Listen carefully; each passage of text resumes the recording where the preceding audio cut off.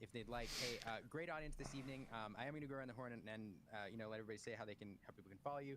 I will say, if you're watching tonight and this is your first time here, or second time here, or third time here, a lot of people watching on Twitter. Go ahead and migrate over to the YouTube channel and hit subscribe. We are here every Monday night. We do videos on the side, and we'd enjoy having you, here every week. But so with that, George, we'll start with you. How can people follow, PPG and what you all are doing in that amazing community of yours? Oh yeah, for sure. Definitely, we have a Twitter, we have an Instagram, we have all those fabulous pieces of social media. You should be able to do a quick little search on that. We have a YouTube channel also. Actually, have a pretty decent amount of subscribers, 40,000. We haven't used it in a while, but we're actually in the process of redesigning our entire production studio in store. So once we get that all produced, we're actually looking to go a lot harder in content. I know that there was a few questions in chat about like the stream and things like that. We don't know exactly, but if you are interested, reach out. I don't ultimately think we'll have the final call, but we'll see exactly what it goes. How production and stream goes. But we are a big fan with production and stream, so we will make sure that it would be produced live stream for everyone to watch, because honestly, I think that's a huge caveat, especially with a historical tournament like the first event. So if you want to, I know that there's a lot of people asking about waitlist, stuff like that. Definitely sign up to the waitlist. I want to encourage people on ppgeventmanagement.com. There's a sign up for waiting. There's a mailing list that you could subscribe to, which is ideal because then you'll get updated with any upcoming Lorcana events.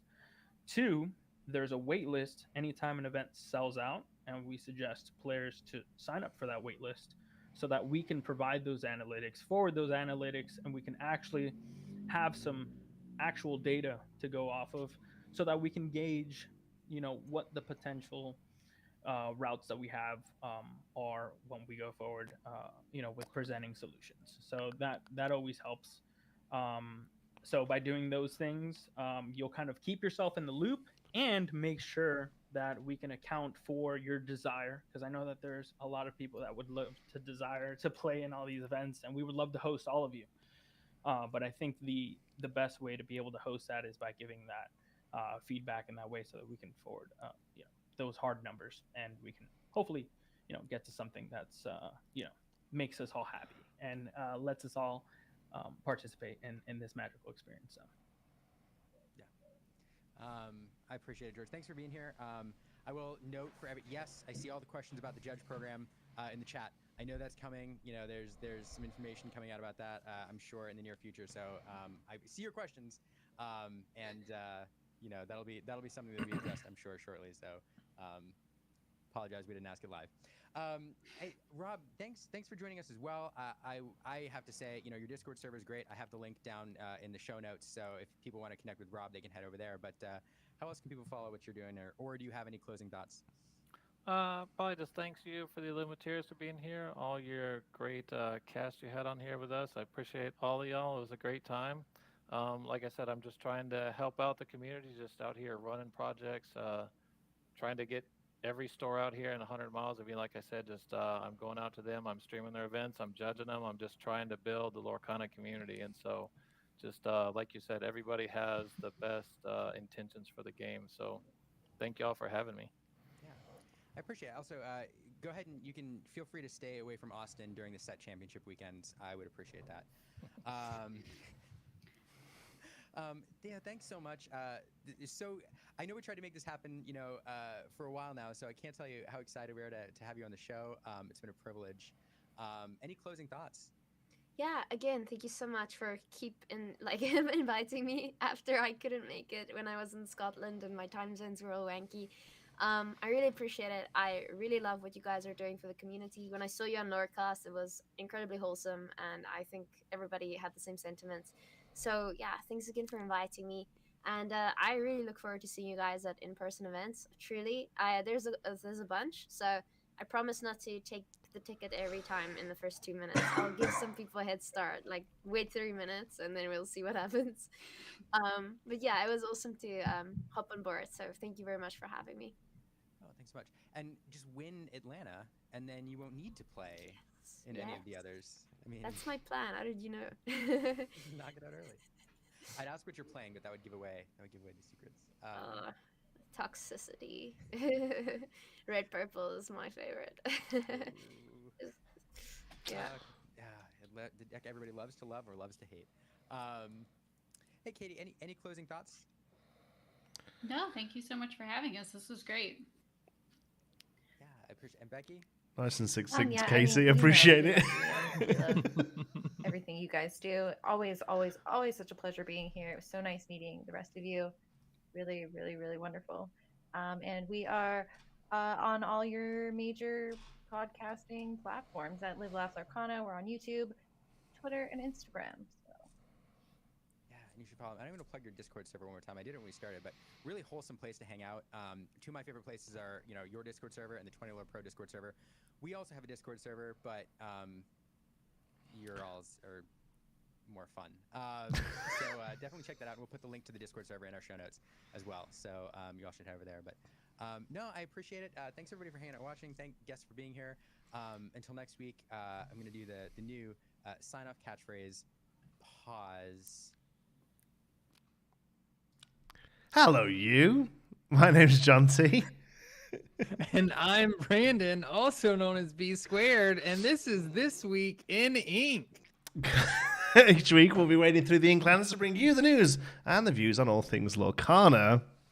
Coming up, we would normally have our regular segments, Main Street Market Watch and You Made Me Ink, but we have lots more to discuss this week, so we'll probably skip over that. We would have got them in, but we're 6 minutes late now, and we will be discussing the latest topics and taking opinions from the live chat. Hello, live chat. Yeah, thank you guys for being patient. Somebody decided to run a little bit over tonight. Absolute liberties. Yeah, I mean, come on, man. What are we supposed to do? No, we have lots of really exciting stuff to talk about. Anybody that came over from the Illumineer stream, we appreciate you.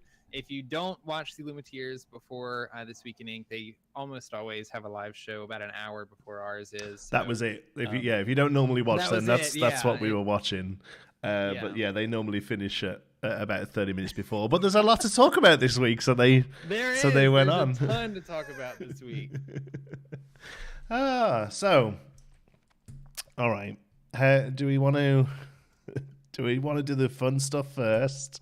And which do part's the fun stuff? Well, card reveals, right? Like yeah. New cards. Yeah, okay. we do that first. So get go through ahead. this first. Then we'll So the big thing this week then was the Lorecast, the first Lorecast. We did talk about it last week. It's basically an official live stream that we assume is going to be happening that's how they're going to announce each set moving forward, basically. So I think we'll have one of those at least every 3 months, perhaps a little bit more often. And I think in general they want to do more stuff with the streaming platform and events and whatever. But yes, Lorecast was the big thing, and it was great. We watched it together with a big group of people over on Brandon's channel, and it was awesome. It was a lot. It was interesting because I found that overall it was a lot better than I expected. I don't know what I was to expect really, but it was really great. Production value is really impressive. It was really exciting. It was really fresh, but also it felt like they'd done 10 of them. You know what I mean? Like it felt they really settled into it well, and they did a great job. Yeah, it was pretty crazy.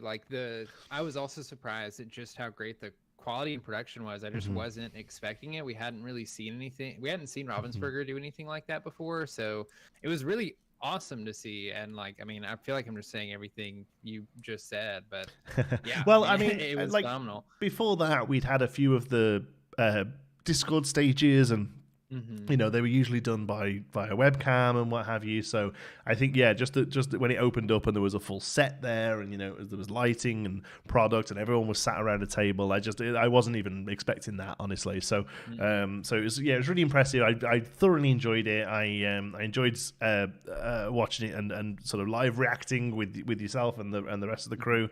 Definitely think we could make that a regular thing because it was a lot of fun. You know, and we had a few little jibes and stuff whilst we watched, but I felt like that was. Do you know what I felt a little bit like? You know, in the Muppets, and there's like Statler and Waldorf sat up the top, just sort of. That's what absolutely. Brandon's way quieter. No way, because he sounds super loud. You sound super loud to me. I'm gonna turn you up. Say something for me. Turn me up. I never know what to say when somebody asks me to tell them something for microphone testing. I mean, now you look like you're right sort of levels now. So okay, awesome. Yeah, there we go. So overall it was really great, and obviously the main there was quite a few things going on, but the first sort of big thing was the set 4 reveal, Ursula's return, that I have called Ursula's Revenge. Same. I was going to say this. I was recording. So the video that I released today about the Disney Lorcana challenge, we get into that later. Yeah. I was editing it like really late last night, and I found multiple times where not only did I say Ursula's Revenge when in my script I had written Ursula's Return, but I'd also found places in my script that I, until I heard it, had written Ursula's Revenge in the actual script. I don't know why it's so hard for me to break calling it Revenge versus Return. Yeah, but yeah, it looks super exciting. Did you? So we kind of we had some predictions, right? And we both sort of felt like an underwatery theme. Yeah.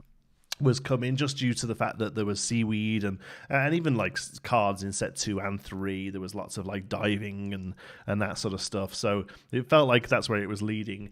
I didn't expect we would I wasn't expecting just like a set named after a character or anything. No, me neither. Considering the lore, whilst there has been a narrative and there is like the beginnings of a story, I feel like that's very quickly ramped up with this, and now narrative is a much bigger, a key part of the thing, you know. Yeah, it almost feel like it was easy to miss that there was even a story happening in the background for like the first 3 sets, and it like all the people that are really into Lorcana, like you and me, and probably a lot of people watching, you know, I'm sure it was pretty obvious to all of those of us that kept up with the game very closely. But I imagine somebody that, you know, played a couple starter deck games or, you know, talked about it with their friend, like just completely missed that there might have even been a narrative at all. And so I'm really excited to see that it's so prevalent in this set. And we'll talk more about the Illumineer's quest thing coming out that's like supposed to be driving that narrative even further, which I think is going to be really fun.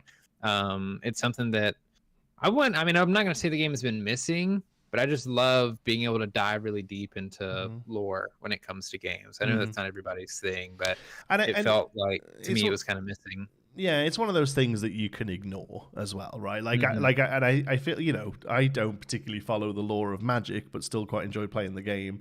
And even somebody who's relatively invested in the game can quite easily ignore all of it, you know. So, so it's. Like somebody at my locals commented on, they're like, how did you know it was going to be underwater? Like, did you know? I was like, well, you know, look, and I started pointing stuff out. Yeah. And they were like, oh yeah, I didn't even notice. I was like, but like, there's loads of diver cards, and then they said, exactly. And they said, but there's a spaceman Lilo. And I was like, well, yeah, there is, I suppose. So yeah, but there's more diving stuff. There's an amalgamation of like everything. There's like people in spacesuits. We've got Mecha Jafar and like Mech Donald, and then you've got all the divers. It can kind of go anywhere. Yeah, I just that's like felt where it was going. Set 5 being chapter 2 is a great call. I don't think it is. They've said this a number of times. The first chapter is just the name for the first set. They just felt that because they were telling a story, because it was like based on lore, Like there's no chapters in the game necessarily, although it does seem like this first narrative comes to a head through this set and with the Illumineer's quest, and then perhaps we get a new sort of big bad start creeping in, and we start working around. But I don't think the game itself necessarily, like mechanically, is split into chapters or anything like that. I don't think. Yeah, it makes me wonder if we're going to see this cycle of every year we sort of have this beginning, middle, and end of a story that gets told, and maybe there's a new big bad comes along, partially because I think it's fun to entertain what other big bads might come next. But also I wonder how many big bads are there in Disney lore or in Disney in general that would be big enough to be the main villain of a set and people recognize and care about. You know what I mean? Yeah, because like every Disney movie, well, actually, no, there are still some modern ones that don't, I suppose, and some older ones, I guess. Like Dumbo doesn't really have a bad guy, but like, you know, most Disney movies had a bad guy, but I don't. Yeah, someone like Madame Medusa couldn't carry an arc like this. I don't feel. Yeah. So it's really your big hitters, right? It's your Ursulas, your Scars, your Maleficents. Exactly. You know, those sort of the big ones. So, but like somebody says there, Ursula's revenge is actually 5 years away, and she comes around again, and you know that's exactly fine as well. Once they run through all the villains, they just come back. Yeah, especially with this idea that they're actually, you know, sort of copies, that, you know, they're facsimiles of the actual characters themselves through the ink. You know, it only takes somebody to imagine another Ursula, and we go around again. So that's fine. You know, I don't need the lore of this game to be a Pulitzer-winning novel. You know, I just need there to be something there that sort of ties it all together personally. You know, so that's fine by me. So we got Ursula's Return. Set 4 comes out in when does it come out? May? It's May 17th, I think, for hobby stores, and then 2 weeks later for big box. And we actually got a pile of cards. I think something like 15 or so, like way more than I expected. 17 altogether. Yeah. Wow. Okay. So we'll dive straight in. These are all in set order, I think. So they are. Yeah. The first one we have is a 1-costed inkable 1/3 for 1 lore, Daisy Duck, lovely lady, Dreamborn ally, uncommon rarity. 5th in the cycle of these, I guess. Yeah, it's nice that Amber finally has their 1-drop 1/3 that all the others have. We're missing sapphires, but I'm sure we'll get that in this set. And these 1-drops can be meaningful. You know, don't ignore the 1-drop 1/3. There's plenty of metas where it's been way more necessary to do a 1/3 than your 1-drop 2/2. So this will be what you see. Early set 2. Like obviously with Teeth and Ambitions, they saw a lot of play. And also, you know, there's just something to be said about an aggro rather than running a 1/3 over a 2/2, just because it probably sticks around from that first challenge. So, very prevalent. And of course, you know, who knows what other Daisy Ducks we see that could sit on top of this, you know. So, I feel like people want more Daisy Duck. I hear that all the time. I'm down for more Daisy Duck. I think I would like to see a lot more of the sort of classic characters personally. You know, I'd be honest with you, after set 1 I would have put money on there being a Mickey Mouse in every color every set. Like I thought that was going to be a given. Yeah, of course we get 6 Mickeys every time. It's Mickey, you know. So I'm actually quite surprised that we didn't. And I'm more than happy to see more of the Fab Five or the the main group. Moving on then, so the big so one of the big sort of reveals is that one of the starter sets, excuse me, Freudian slip. One of the starter sets is a typal deck. It's a new type, and it's Madrigal. So do you want to take the first one of these? Yeah, the first one we see is Felix Madrigal, fun-loving family man. He's an inkable 3-cost 2/4 with 2 lore. An Amber Storyborn Ally Madrigal, just a vanilla card, but as we'll see later, the Madrigal character trait I think is interesting. Like they put that as a characteristic for the cards, as a classification. Classification, that's what they're called. Yeah, it is interesting. Yeah, it's not one I would have called, but kind of like the idea of it. And yeah, I mean, whatever. This is a vanilla, but probably will do quite well in the starter deck. Like it's a solid body on 3, honestly. Yeah. The few cards we've seen from the Amber Amethyst starter deck so far make me think that starter deck's actually going to be pretty okay. Yeah, I don't know what the other one looks like, but like a type, like look how good Puppies was compared to whatever the other starter deck was in that set. I can't even remember.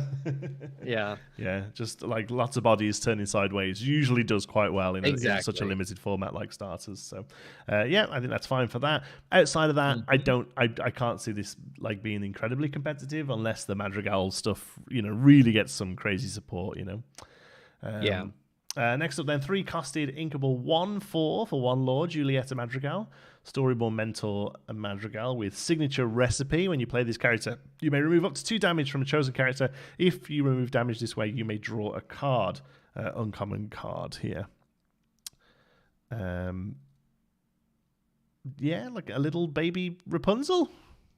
Yeah, I thought it was kind of interesting to see a toned down version of the Rapunzel gifted with healing.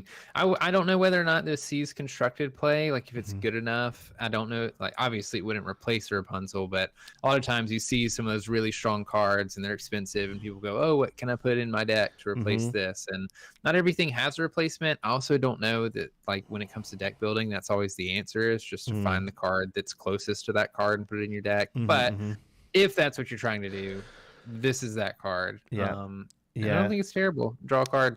I don't think, draw a card's the best 3 words you can print on a trading card, right? But I think if this could see play, then Rapunzel just sees play on 4 instead, I think, honestly. Yes.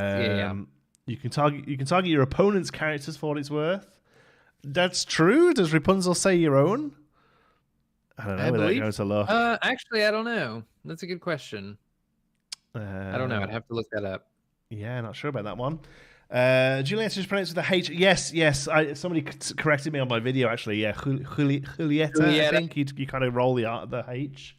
Yeah, I don't know. We're both really white. Roll the H. Yeah. I apologize. I've watched Encanto one time, and that was the only time I've heard these names pronounced. So apologies. I think you said Encanto correct, because I've heard a lot of people say it with like a Encanto, and that's wrong. Yeah, Encanto. I think that's probably how I said it earlier, until now chat's calling us out on it. So I'm trying to like Encanto. Encanto. The other starter decks need to be a hero synergy deck. Yes, that's true, actually. Yeah, because it does look like they're both heroes. So I wonder if that would make sense. And we did. I think we'll look at an Anna in a moment that kind of cares about heroes, right? So yeah, that's interesting that they're both typal, and I'd love to see typal stuff in general get a lot of support, because I'm a big fan of it in games. I think they're really great fun to build, and I think they're really good a good way to design cards, and probably an easy way to design cards as well. I think probably it's just stick something that cares about them. I find those decks are also like very easy to build for, especially players that aren't as experienced maybe in deck building. Like you just throw all the cards in there that say Madrigal, and you're good to go. Go along. 100%. Yeah. All right, next up. Next up is Mirabelle Madrigal, gift of the family. She's a super rare uninkable 5 cost with 3 strength, 5 willpower, and 2 lore. Dreamborn hero Madrigal with support and the ability Saving the Miracle. Whenever this character quests, your other Madrigal characters get +1 lore this turn.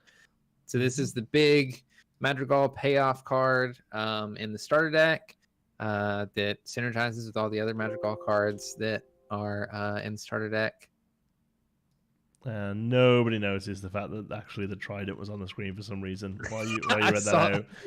I saw it flash. Already fixed. Next to me. And I know we're on a delay, or I'm on a delay, so I have no idea if it was on screen or not. Don't worry about telling me that, folks, in the chat. I see it about a minute before you do, so don't worry. This isn't terrible. It's just the uninkability is the only thing that makes this that I'm not fussed about. I think anything else. I like to look at these cards through the starter deck lens specifically because, like, I don't know that any of them we've seen so far are particularly playable, including Mirabelle. And I find it's more fun to look at the card and be like, oh, this is probably pretty good in a starter deck than no, this is really bad and is not ever going to see play in Constructed. Sure. You're playing this in a starter deck tournament or what have you, and you're slamming this down on 5, right? Yeah, exactly. Like this is, I think, actually really good in a starter deck format for sure. Otherwise, only a solid one, body. Yeah, you'll just get one of these, unfortunately. But it's your bomb, Like again, think about starter decks as a limited format, and you find digging for your one bomb or just playing out for your one bomb. Next up then, 5 costed, also an Inkabel, 4/5 for 1 lore, Bruno Madrigal, Out of the Shadows, Storyborn ally, Madrigal. It was your vision. When you play this character, chosen character gains when this character is banished in a challenge, you may return this card to your hand this turn. This is a rare card. Again, the cost of this is the only thing that's really letting it down. I actually don't hate the ability on this one. I think if it was slightly better statted or better costed, this actually could see play alongside the min package. Yeah, I think it's in an interesting place because both Goat and Rabbit are 4 cost. So like you play those on 4 and then you play Bruno on 5 and you can run one of those into something, potentially banishing or damaging it, and then it bounces back to your hand and you get all the cool effects that come with that. I feel like this was a little bit of a flavor miss, if I'm not gonna lie. Okay. Not being able to scry, like look at the next couple cards in your deck, right? With Bruno, feels like that. That's what I was gonna expect out of a Bruno card. Maybe there is a Bruno card coming that does that. But there definitely could be. There definitely could be a higher rarity Bruno, maybe even a shift Bruno that does something like that.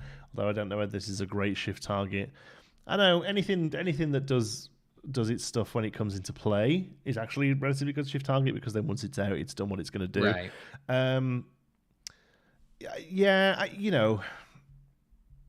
I don't think it's good. Like I say, rabbit into this or even this off curve, and you play this after Maui, but then Maui's already done its thing because it's got rush. Yeah, no, I don't think it's very good. I'm trying to make it better because I love the art and I love the card, but I don't think it's great.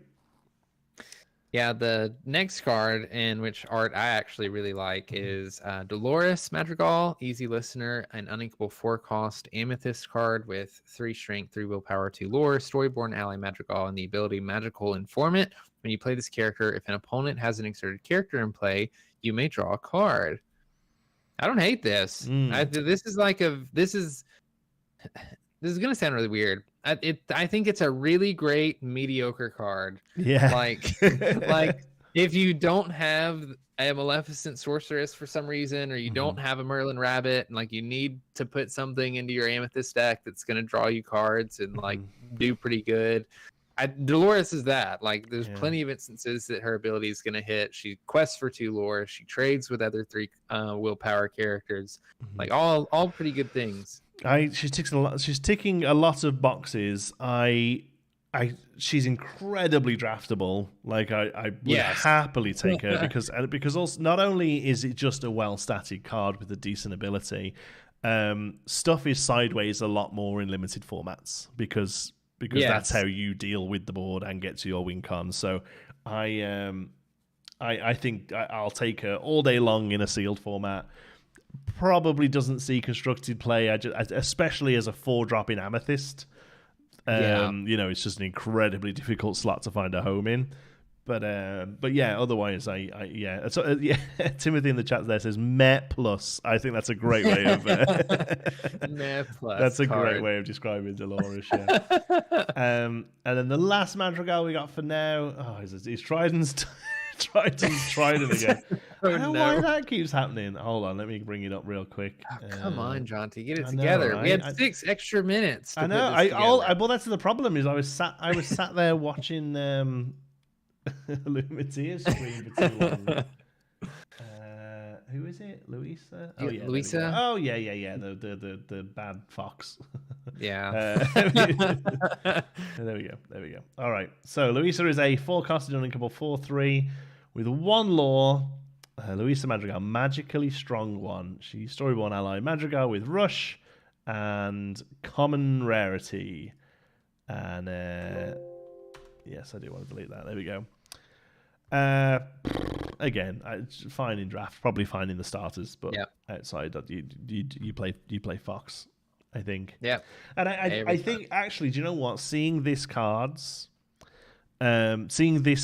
sorry, confirms the fact that I think they might have like had a bit of a design slip with the Merlin stuff and the Mim stuff, sorry, because this card again confirms to me that they genuinely thought that the bounce was a cost.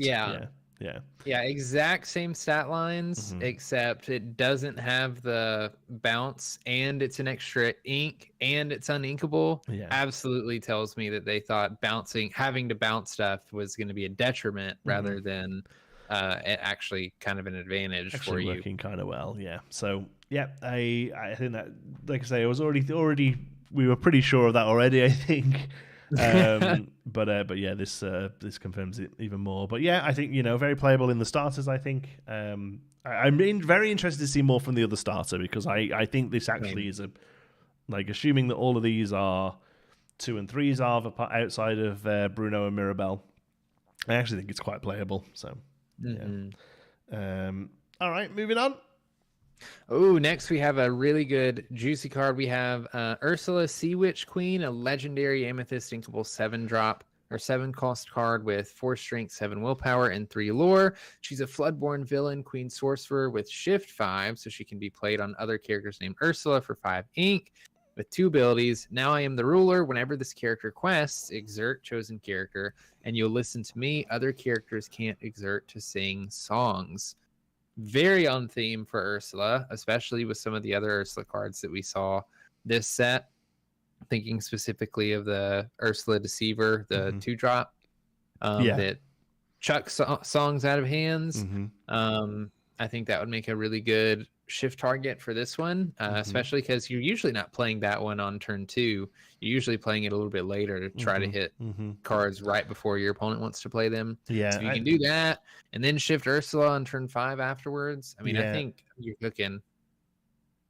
100%. Yeah, I mean, so, I don't mind dropping an Ursula on 2 if I'm up against Steel, because you're often able to get rid of an early removal. But yeah, if you're up against Ruby, no problem dropping that Ursula on 4 or 5 or even 6 and getting rid of the Be Prepared.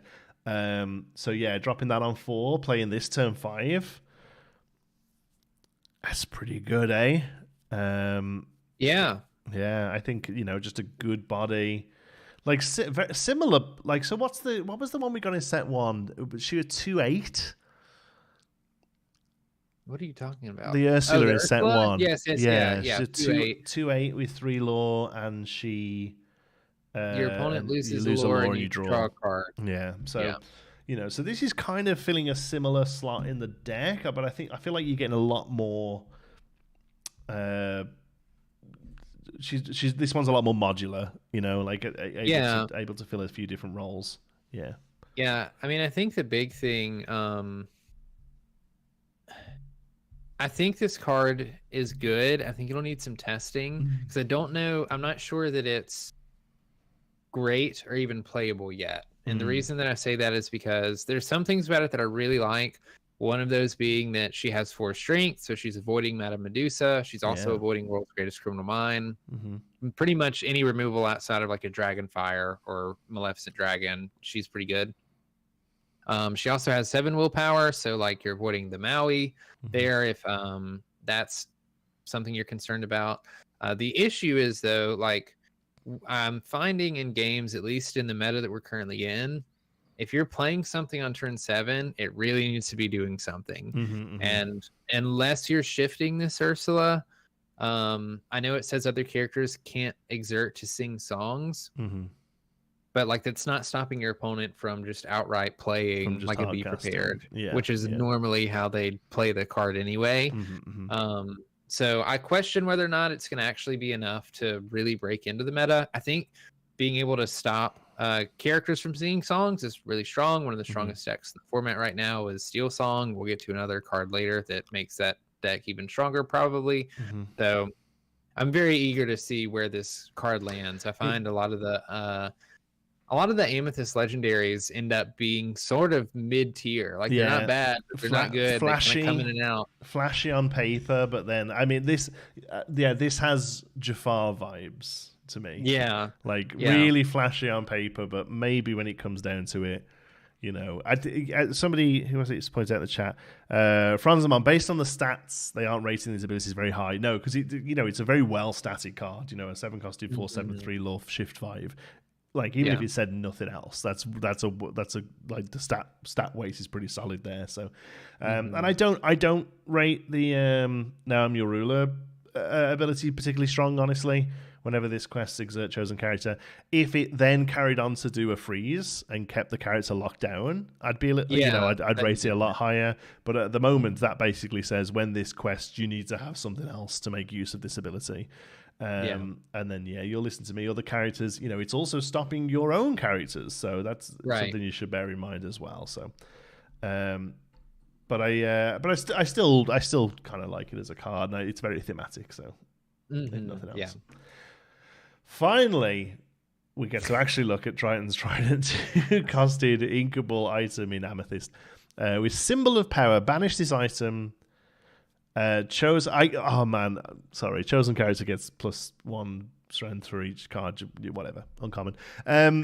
I saw this pop up and I was like, Titan, and then it went banish this item, and I instantly was like, oh, I don't care. I will be so surprised if there's not another Trident coming that we haven't seen, because to create all this hype over the past 2 sets over this dang Trident and it to be this is a little bit disappointing. Like, I don't think this is ever played. I don't even think you draft this card. Like, I don't know, it's very Amethyst theme and wanting a lot of cards in your hand, but giving stuff strength and having to banish the item is just, I don't know, this feels bad. I think the Trident was even mentioned in like the first ever the first sort of PR we got. I'm pretty sure there was a thing that was like, and legendary items like Trident. Like, I think it was mentioned super early. The fact that this is not good and it's only a 2-drop, I'm absolutely adamant. I'm not adamant, but I'm very, very confident that we see our first shift item. We see a Floodborn item. Okay, you think we're gonna see an item that you shift? Yes. Okay. I think we see a 7-drop Ursula's Trident or something, or a 7-drop Triton's Trident. And it just says you shift onto a smaller one, and it's all like all glooped with Ursula's stuff, and it's loads better. I don't know. And you gain a lore for each card in your hand. Maybe that's copium, but that's what I'm going with. I mean, I think it's interesting. I've toyed around with, the thought of Floodborn items and locations and those sorts of things has definitely entered my mind. So I don't think it's outside the realm of possibility. I mean, saying that, I don't necessarily think that's going to make it good. I think that may be what it is. Yeah, that would mean 2 cards with the same name that we have to differentiate with card numbers. Not necessarily. The Floodborn version could have a subtitle that this just doesn't. I think it could also just have a different name. Like, why can't it be Ursula's Trident, and then you can shift it onto Triton's Trident? Yeah. Yeah, or maybe it just says there's a Trident, and it's like, if you have a Triton's Trident in play, this is cheaper, or or like Timothy says there, you may shift this onto Triton's Trident. There's lots of ways they could do it. I think the neatest way like with the game rules as they are already, would be just read Liam's comment. It would be just to make it a Floodborne and just give it a subtitle where this doesn't have one. Personally, like that's How would a Floodborne have to work? How would it not work? I don't. So to be honest with you, I've mentioned this a few times now, and I mentioned it in my video when I covered these, and I got a lot of comments about it. I don't understand why it's so difficult to understand. Honestly, like it just works. It just works like you would think it would work. Yeah. Liam, don't worry about it. Don't let it happen again. Just so you know, we're starting early next week. Yeah, we start at 5 to 9 next week. Yeah, someone smashed their start time. They did. So I don't know. Yeah, this is a trash card, but oh man, we'll talk about this more in a minute. But the Illumineer's quest has a card in it that's like a special card that you open when you win. I see where you're going. If that is an enchanted style version of this, never mind. I'll be so upset. Never mind.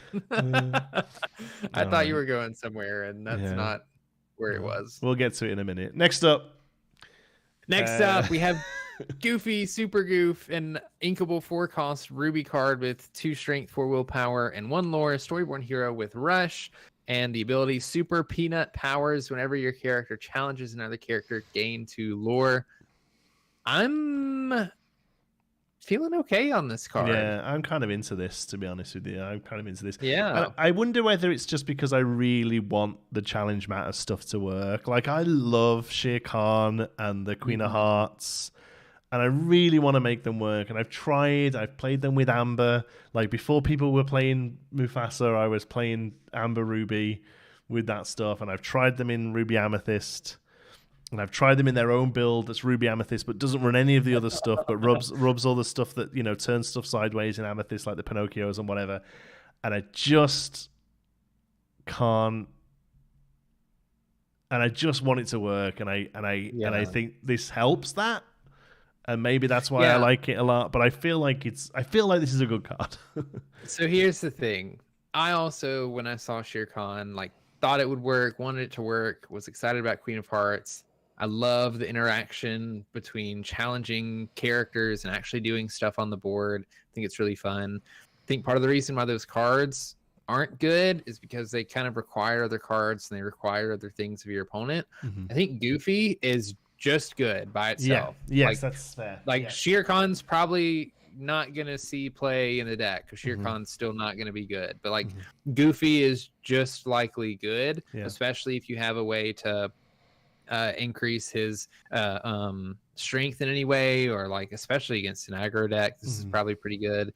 But just being able to play him and gain 2 lore immediately while damaging him. I've heard people talk about playing this with Rapunzel. And this fits really well in Ruby Amber, being able to rush into stuff and then potentially heal Goofy and gaining lore, or even Dinner Bell. I think Goofy has a lot of potential just because he's a good card. He's a threat. It's a card your opponent has to constantly question: do they have a Goofy in hand that can rush my characters? Because if you're banishing a character and gaining 2 lore, I mean, we see how good Robin Hood is this set. It's kind of the similar thing. Yeah. Yeah, I feel like this is an easier to get online heroic outlaw. Same sort of ability, right? But I think I like this a lot. Kira, would you like to see a Parks focus? I would love to eventually see Park stuff trickle in. I don't know whether we'd ever see a full set of it, but God, give me a Figment card, man. I'm ready for it. Yeah, that would be fun. Yeah, can't wait. All right, next up. 2-costed inkable 1/4 with 1 lore. Anna Braving the Storm, Dreamborn Hero Queen. And I was born ready. If you have another hero character in play, this character gains a lore. Common card that I don't hate, to be honest with you. We haven't got the other Anna to look at here because we haven't got a full reveal of her yet. We've seen it on the PR for on the press image for the starter, but it's covering up her, at least her toughness, maybe other stuff as well. I don't know. Willpower, sorry, or maybe other stuff as well. But I I don't mind this, to be honest with you. This is one of those cards that's made me go, oh, I wonder what's hero then. Let's go and exactly. start looking That's the back first over thing I hero. did. Yeah, I feel like Sapphire, we joke a lot about how Sapphire is like ramp and items, and that's all that they do. But there's actually a little bit more that's happening in Sapphire that I just don't think gets played, which is this sort of really efficient mid-range / aggro package where they have characters within 2 to probably 4 cost and 5 cost that have lots of lore for their stats and make just really good questers. And I guess there's just not a efficient deck that you can make out of them right now that survives against the format. But the first thing I started doing when looking at this card was like, well, I wonder if this card helps that any. And I started looking at like the Hercules bodyguard card and the Prince card that you can like play it on turn 2 and then play a bodyguard card. And now this has extra lore and you can quest with her and protect her. So I'm interested in see if anything forms out of that or if it's still going to be sort of the same thing happening in Sapphire where it's there, but it's just not good enough. Just doesn't quite raise up. Yeah. Because it amazes me. It doesn't amaze me really, but on paper, cards like Cogsworth and Ward Aurora and even the little the Ward Cloud Kicker we got in Sapphire last set. Like on paper, they're like, God, these are just great, quite like mid-range questers, but the speed and the tempo of the meta at the moment just doesn't allow for them to find a spot. I don't know. I don't think any of those are hero, so it doesn't necessarily help this. But I think probably this sat behind a hero bodyguard is where it wants to be. The art is very manga. Yeah, it has got a bit of a manga vibe to it. The eyes have, but I like that. I don't mind the art looks sort of good. stretching out a bit. No, I think it looks beautiful. I think it looks great. Yeah, I'm happy for the art to kind of spread a little bit. Speaking of lore, somebody pointed out something about the hat she's carrying and the one in the hands from the same set is holding. Yeah, we'll look at that in a moment.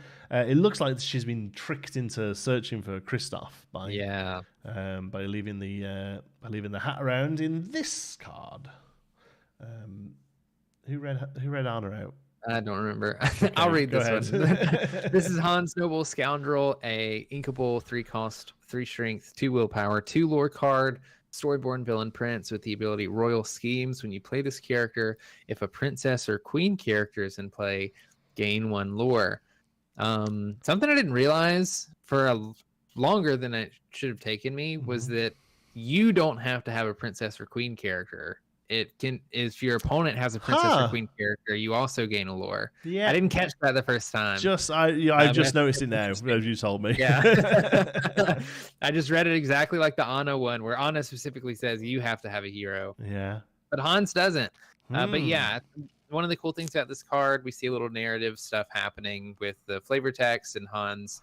Hans was confident he could bring Anna to Ursula. All he needed was something off of Kristoff's to lure her in. So I think that's really cool when we see stories being played out throughout the cards in the set. But looking at this card, an inkable 3 cost for 3/2 seems a little bit weak. It has 2 lore on it, which is pretty good. And being able to gain a lore when played is also good. But it's a little bit of a build around card. And I don't love cards that require your opponent's deck to be playing certain things because inherently it's going to be bad into other matchups where that deck isn't running any princesses or queens or very few of them. So I don't know that it sees much play. I mean, you can really lean into. What I don't love is that for some reason it seems to be that sort of prince, king, princess, and queen, like they're all kind of being paired up, and like it's so like Pride Lands is princes and kings. Right. That Duke is all of them. This is a prince, but also looks for princess and queen. Like you're going to struggle to build a deck that has all of that sort of stuff in, and is consistently able to hit all those because that's it's almost it's a typal deck that isn't typal. It's just there's too much going on there. I think. Yeah, you're having to pull out good cards just to make that card work to play suboptimal cards. Yeah, there's a lot of stuff going on in this. Illumineers mentions the shadow target on Anna on the wall, like that's this little very cool. crosshairs. Yeah, that's really cool. First to 20 says, at first I thought he was in Anna's room, which was weird, but then I realized it's Kristoff's room. Yeah, that's I also thought it was Anna's room, and I was like, this is creepy. But then I think you or somebody was like, who has a picture of themselves just hung on the wall? No, it wasn't me. There is a picture of me in my bedroom. Not like that. Just hung on the wall. But I just lie in bed like that, just going, oh man. I mean, it's kind of like, I imagine someone like Scrooge has a painted mural of themselves. Gaston, probably. Yeah, probably not the craziest thing, actually.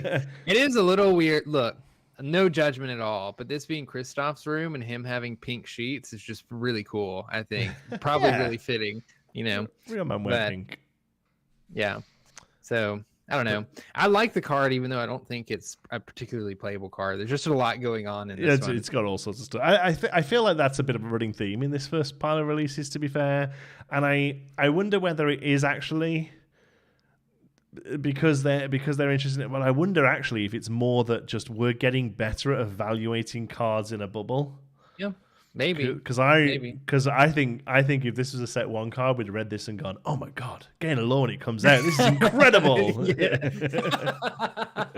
Yeah, I mean, I try to hold this balance of like, I feel like really competitive players can look at a card and no judgment, or like, I'm not trying to be mean to those people, but they can look at a card and they're just like, this is trash, throw it away, and like I try to be find something to be excited about with the cards when they come out, because they're new cards. You got to find something fun to look at. So, yeah, maybe we're just getting better at analyzing it and saying, this probably isn't too good. I don't know. Yeah, we're being honest. Next up, then, 5-costed Inkable 3/5 with 3 lore.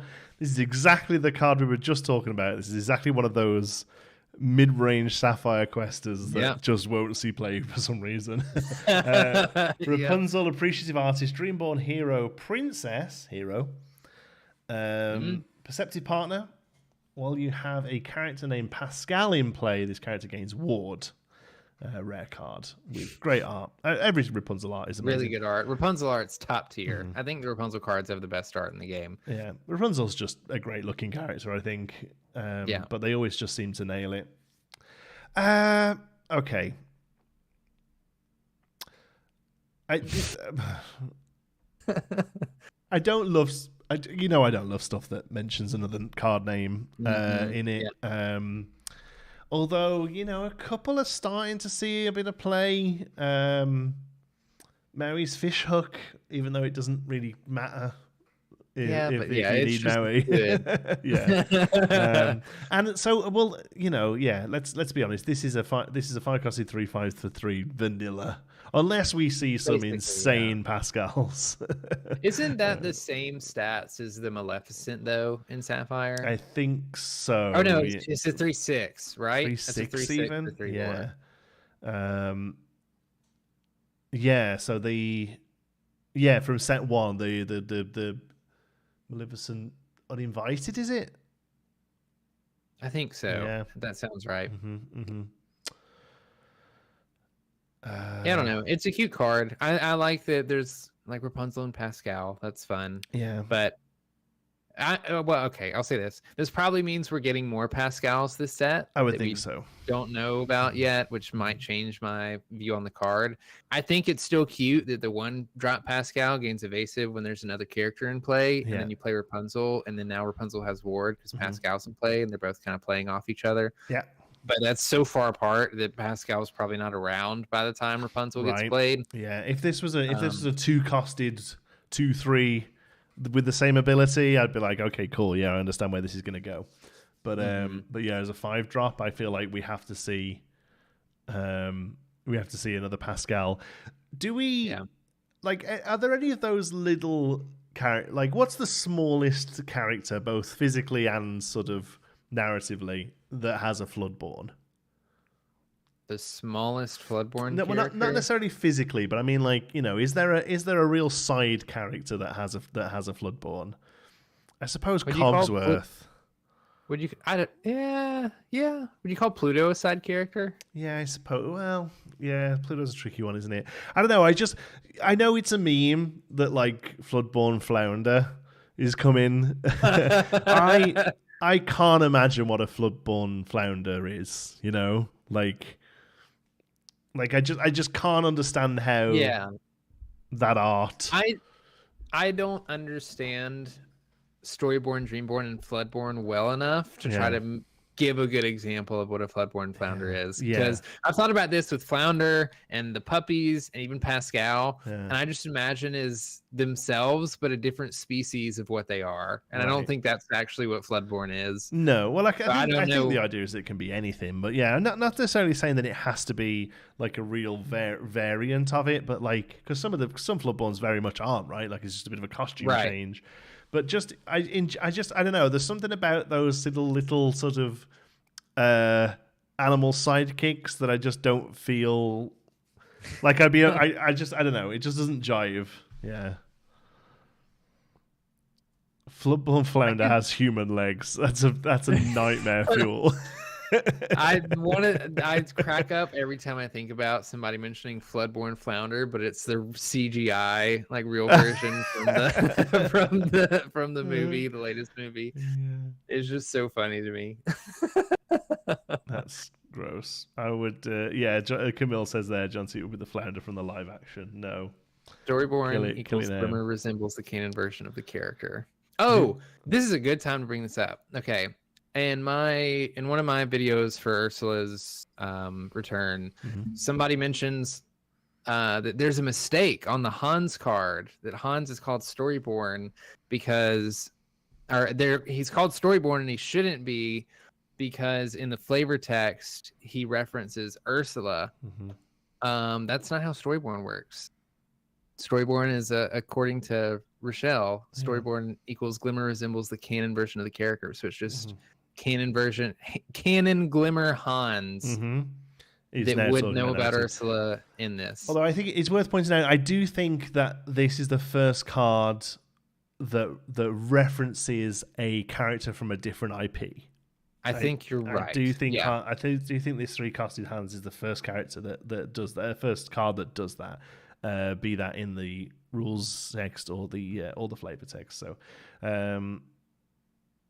yeah, Rochelle there says Storyborn is Glimmer resembles the canon version of the character. Dreamborn, Glimmer is changed from imagination of the Illumineer who incast it, and then I assume we're going to see that Floodborn is the same as that, but it's changed by the flood of ink as opposed to from the imagination. Okay. So it's not that the Floodborn is even more extreme than Dreamborn or vice versa. It's just that they are narratively generated differently.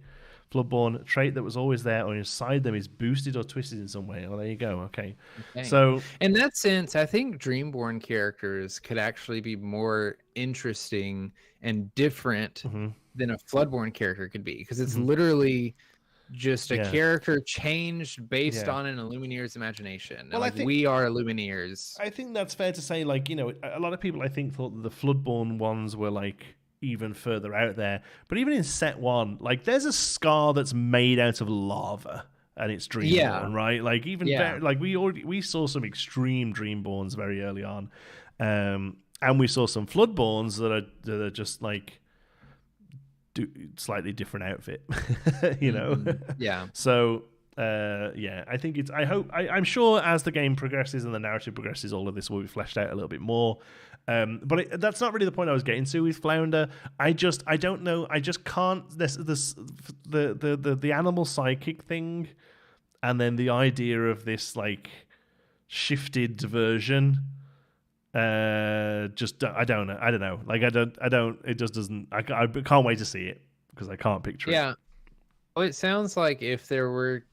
I mean, we already see some side character Floodborns, but when it comes to a character like Flounder or Pascal or whoever you want to say, I guess you just look at what's their most defining trait or what's their personality and how can that be enhanced, So Flounder is scared. Oh, okay. So this is interesting. This is interesting because I was actually just thinking about this. Rochelle says Floodborn can come from Storyborn or Dreamborn, which at first I was like, yeah, of course. But she says, like Cinderella Dreamborn is a knight in training, Yeah. Cinderella Snout-Hearted is a Floodborn based on that Dreamborn. Because I was thinking, what part of Cinderella, like normal Storyborn Cinderella, do you get knight in training from? But that makes a lot of sense. It's not Storyborn Cinderella that's the Floodborn. It's the Dreamborn version that's the Floodborn. Although in the video, it's the Storyborn version that gets covered in ink and Is it really? Why would you tell me this? Sorry. Oh, that doesn't bother me. Well, because like that bothers me so much. I now. think from a graphical point of view, it's cool to see her go from a dress to armor. But yeah, I think. Man, anyway. I hate that. If that's true, I hate that. I'm sorry. Yeah. Anyway. Is Floodborn an Ursula thing like Gina Jafar could have Wishborn? So that's another thing I've been interested about actually. Is Floodborn a key mechanic that will continue, or is Flood to do with like has Ursula created the Flood and now that's dealt with? Are we going to see a different version of Shift? Because the only thing that makes me think that is that in one of the OP documents there was 2 things you could get, and one of them said you get a point for having 3 Floodborns out, and another one said get a point for having 3 things with Shift out. And I'm like, well, that's the same thing, but that not necessarily is the same thing. I don't know. My knee-jerk reaction is to say probably not, since so much of the game is built around ink and inking cards and we just think it's ink from to that. like create glimmers. I like the idea. I think that's a really cool idea, and it makes sense to have like Wishborn or whatever the other ones were mentioned. But for the mechanics of the game and leaning so heavily into the ink stuff, I don't know that would exist. Anything could exist, but who knows? Let me see. So it doesn't have anything to do with how different they are. It's about how they're created. I hope you're either behind in the video or you means you're not listening, because we know that.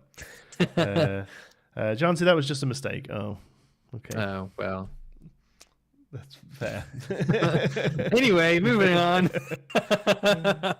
All right, we did Rapunzel. Next up, here's a cool Floodborn. Yeah. This is like Wonder Woman, Ariel. Go ahead.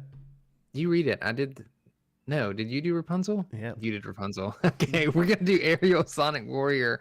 A super rare, inkable 6-cost card in steel with 3 strength, 8 willpower, and 2 lore.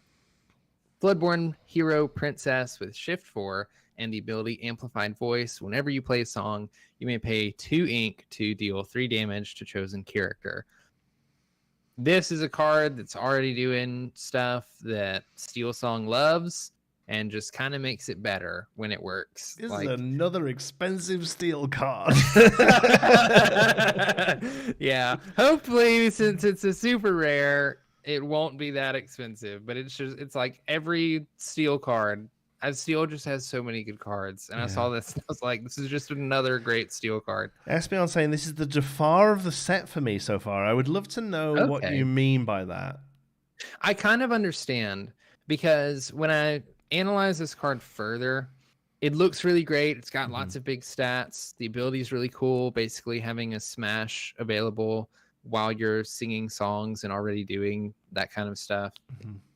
But it doesn't curve very well, like in the Steel Song deck. Usually on you're on turn 3, you play the Ariel, and then if you shift this Ariel on turn 4, you can't you don't get the 3 ability. Damage. Yeah, and like maybe it survives the next turn and you can use it once or twice. But I am curious to know how useful she actually is, because she does get banished to Madame Medusa. The 8 willpower is huge. That's great, because basically anything outside of Ruby removal or Sapphire removal, she's probably going to stick around. But I'm not 100% sold that this card makes it in the final lists of Amber Steel, for a similar reason that some of the cards that are also, I think, good cards in their own right from Into the Inklands didn't make it into the final list. Like everybody thought Kita was going to be like a really great card, and like is a pretty good card, but just like didn't make the final cut. And so I question whether or not this Ariel is going to make the final cut, specifically in Steel Song. Maybe there's other decks this goes in also, but Steel Song's the one that just, I mean, there's other Ariels we can see, and there's an argument that you don't play this on 4 and you actually shift it on 6 to give you that straight away to, you know, I don't know. I think we always look at cards as in, like, what's the earliest we can play these, and does that work? You know, like we kind of get stuck sometimes playing on curve, I think. But you know, she goes over Ariel. What is she called? The singer Ariel. You know, is it Spectacular Singer? Spectacular Singer, yeah. So she goes over that, carries on singing whatever she was going to sing anyway, but just has a better body on her. So you know, I think she's good, but yes, you're right. When you actually sort of work it out, she's not necessarily on curve, you know, incredibly, but yeah, it's most likely gonna get killed on 5. I think it still could be fine because it's like, you know, this is me analyzing it from the earliest turns, and I think part of the reason we do that, or I do that, is because the later in the game you get, the more susceptible to answers it is, and so sort of the worse the card becomes just on its own. Because this is another card that doesn't do anything the turn that it's played, and that's not always a bad thing, but always I like keep that as a little note or a little asterisk on a card when I look at it, because there's so many ways in this game, or there's so many times in this game where a card just gets banished before it even does its thing. And a card really, especially an expensive card, really has to be valuable in some way in case it does get banished. But all that being said, even if you do shift it on 4 and you sing whatever song you were going to sing, maybe it's Whole New World, maybe it's Strength of Raging Fire, whatever skill's running at the time, I imagine even on your opponent's turn 5, other than a Dragonfire or specifically Crab Fox, I'm having trouble thinking of anything that gets rid of this without using at least 2 cards. Like Maui Hook, Maui Hook, Maui Crab, which you couldn't really do on 5 very easily. Yeah, Maui Hook or Dragonfire, like you say. Yeah, so maybe you get to ready once before, like you say, before the Medusas are coming down or what have you. But you know, there's something to be said about maybe this is an Emerald Steel card, along with Ursula. Yeah, maybe. You know, Ursula double singing stuff. That's a good shout. And just and pumping it stuff to clean up. I don't know. I like the card. I love the card. I love the art on the card. I love the ability on the card. Everything about the card I love. Yeah. 4. If it was a 4/8, I'd love it. That would be so much more. Yeah. All right, next up then, 2 costed Inkable 1/3 for 1 lore, Yensid. Powerful sorcerer, storyborn hero, sorcerer, and timely intervention. When you play this character, if you have a character named Magic Broom in play, you may draw a card. And Arcane Study, while you have 2 or more Broom characters in play, this character gets 2 lore. Legendary card, cheapest legendary we've seen so far at 2. And is clearly just is a broom card, goes into brooms, really sort of fleshes brooms out along with the Mickey Mouse we're going to take a look at in a moment. I hope we see more brooms in this set. We need to see a 1-drop broom, I think, for this to really be good. My issue with brooms at the moment, as it stands, if we just have Yensid, Mickey, and the package we already have currently, like I say, not assuming we get more brooms. But my issue with brooms at the moment is that the payoffs, I think, are actually pretty good. Like, I actually think this is a pretty good card in a broom deck. My problem is the brooms themselves aren't particularly impressive. Yeah, I think that's primarily the thing. The brooms, for the most part, are severely understated for their cost. And I know there's the Mickey that can reduce their stats, but the broom deck feels very much like a deck that requires a lot of pieces to be working together at the same time to actually work. And when that doesn't happen, then the deck likely falls flat. But I agree. This is just a broom card, and a pretty good one if you already have a broom in play. Like Okay. being able to replace himself Yeah. is great. I'm warming up to cards that gain lore when X characters are in play Mhm. because of you being able to have a Yinsid on board, but maybe there's no other brooms and you're just holding a couple in your hand Mhm. and you can slap 2 brooms down and then quest for 3 lore with Yinsid. You know, and your Yeah. opponent can have to play around that. But Yeah, it makes the math a little tricky. SBL saying definitely not one you'll want to play on curve. Right now, no. We get a 1-drop broom. You Yeah. absolutely play this on curve. 1-drop broom, this on 2, any whatever 3-drop broom you like is a great aggro line for brooms, I think. So I think as soon Yeah. as we see 1 or 2 1-drop brooms, I would love to see a 1-drop in Amethyst and Steel for brooms in this set. Even if you don't give me any more, I don't. I would definitely look at trying to put it together, honestly. I think it's good fun. I'm a big fan of Typal decks, even if they're not good. I just enjoy playing them. I think we have to remember that we can't always look at everything from a meta competitive point of view. right. I like to build something fun and take it to locals, and I'm very happy to do that with brooms. Yeah. The All right. game needs it. Yeah, Next is Mulan, Elite Archer, a legendary Ruby card, inkable 6 cost with 2 strength, 6 willpower, 2 lore, Floodborn Hero Princess with shift 5 and 2 abilities. The first one, straight shooter. When you play this character, if you used shift to play her, she gets +3 strength this turn. And then the other, triple shot. During your turn, whenever this character deals damage to another character in a challenge, deal the same amount of damage to up to 2 other chosen characters. I love this card. I love how explosive this card is, and just how, like, this is a fun card to play, in my opinion. To slam her down, run it into stuff, and destroy your opponent's board. Like, that feels very fun and very Ruby to me. Yes. I completely agree. I think this also makes me think that a Challenge Matters deck is viable. It'll happen one day. It's coming. Yeah, no, I think this is a really good, fun card. Like you say, does exactly what Ruby wants to do. Just needs a good shift target, which I don't think it has right now. I don't think it has a great shift target right now. I think it has an okay shift target. It's one of those things where neither of its shift targets are great cards on their own. So inherently, like, you're playing worse cards to make this card better, which usually is not a good thing. But I don't know. I can entertain both Mulans being played, the Amber or the Ruby one that has Rush, because I think the Amber one still fits. It's, for anyone that doesn't remember, it's an inkable 3 cost card. I think that has 2 strength, 3 willpower, and 1 lore, and it has support. And then the other one is an uninkable 4 cost, 4/3 with Rush and Ruby with 1 lore.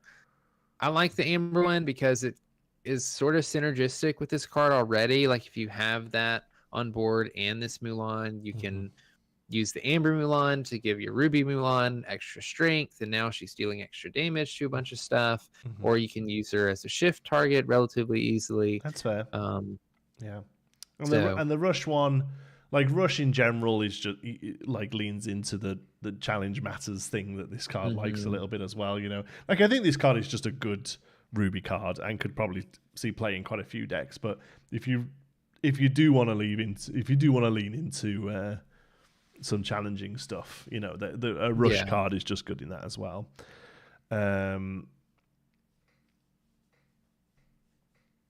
Is her ability damage affected by resist on the challenge target?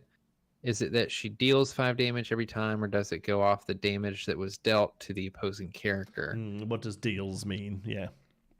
I would, I guess it depends on when resist is calculated. I'm not the person to know this answer. Maybe Rochelle can answer in chat, but my thoughts is damage is dealt to a character before resist is, like, done. So I would think it would be whatever damage was dealt, in a similar way that, like, I don't know, because we have stuff that kind of does that already, right? That cares about how much damage is dealt. I can't think of stuff immediately. There's that Steel Beast that will only take damage done after the resist is knocked off. Yeah. So I don't know if it would work similarly to that, or if it would be different. Yeah, Camille saying Mr. Smee doesn't get damaged when Cogs resist 1 is on the board. No, you're right. Yes, but the point, the thing that Googly is making is that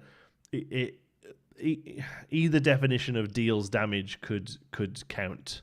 So if 1 damage hits a resist 1 character, have you dealt 1 damage to it that is then negated by resist, or have you dealt 0 damage to it because it was negated by resist? So that, like, the same things happened. Obviously, it's more about it's because this so far this is the only card that cares about damage being dealt from the person who's dealing the damage and not the thing that's being challenged.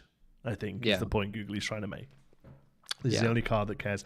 There you go, as right on cue. This is the only card that cares about the damage from the challenger and not what was received by the challenge character. Yeah, so it matters where the game sort of considers that damage to have been dealt. Yeah. IPA Music says 15 damage in 1 turn. Use this with Maui's hook, and then it becomes 24. That's pretty good, isn't it?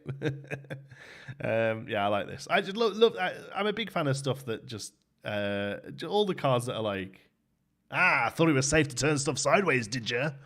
Well, look at this. Like it's why Maui's so great, right? Like you can usually see a Maui coming, right? But and that's the only thing that makes me think this also doesn't see much play outside of a deck that's kind of built around it for fun, is because it's really telegraphed. Like there's a reason that Aladdin Heroic Outlaw isn't played right now, and that reason is primarily because when you see the Street Rat Aladdin played, you kind of know that there's a Aladdin Heroic Outlaw waiting to be played.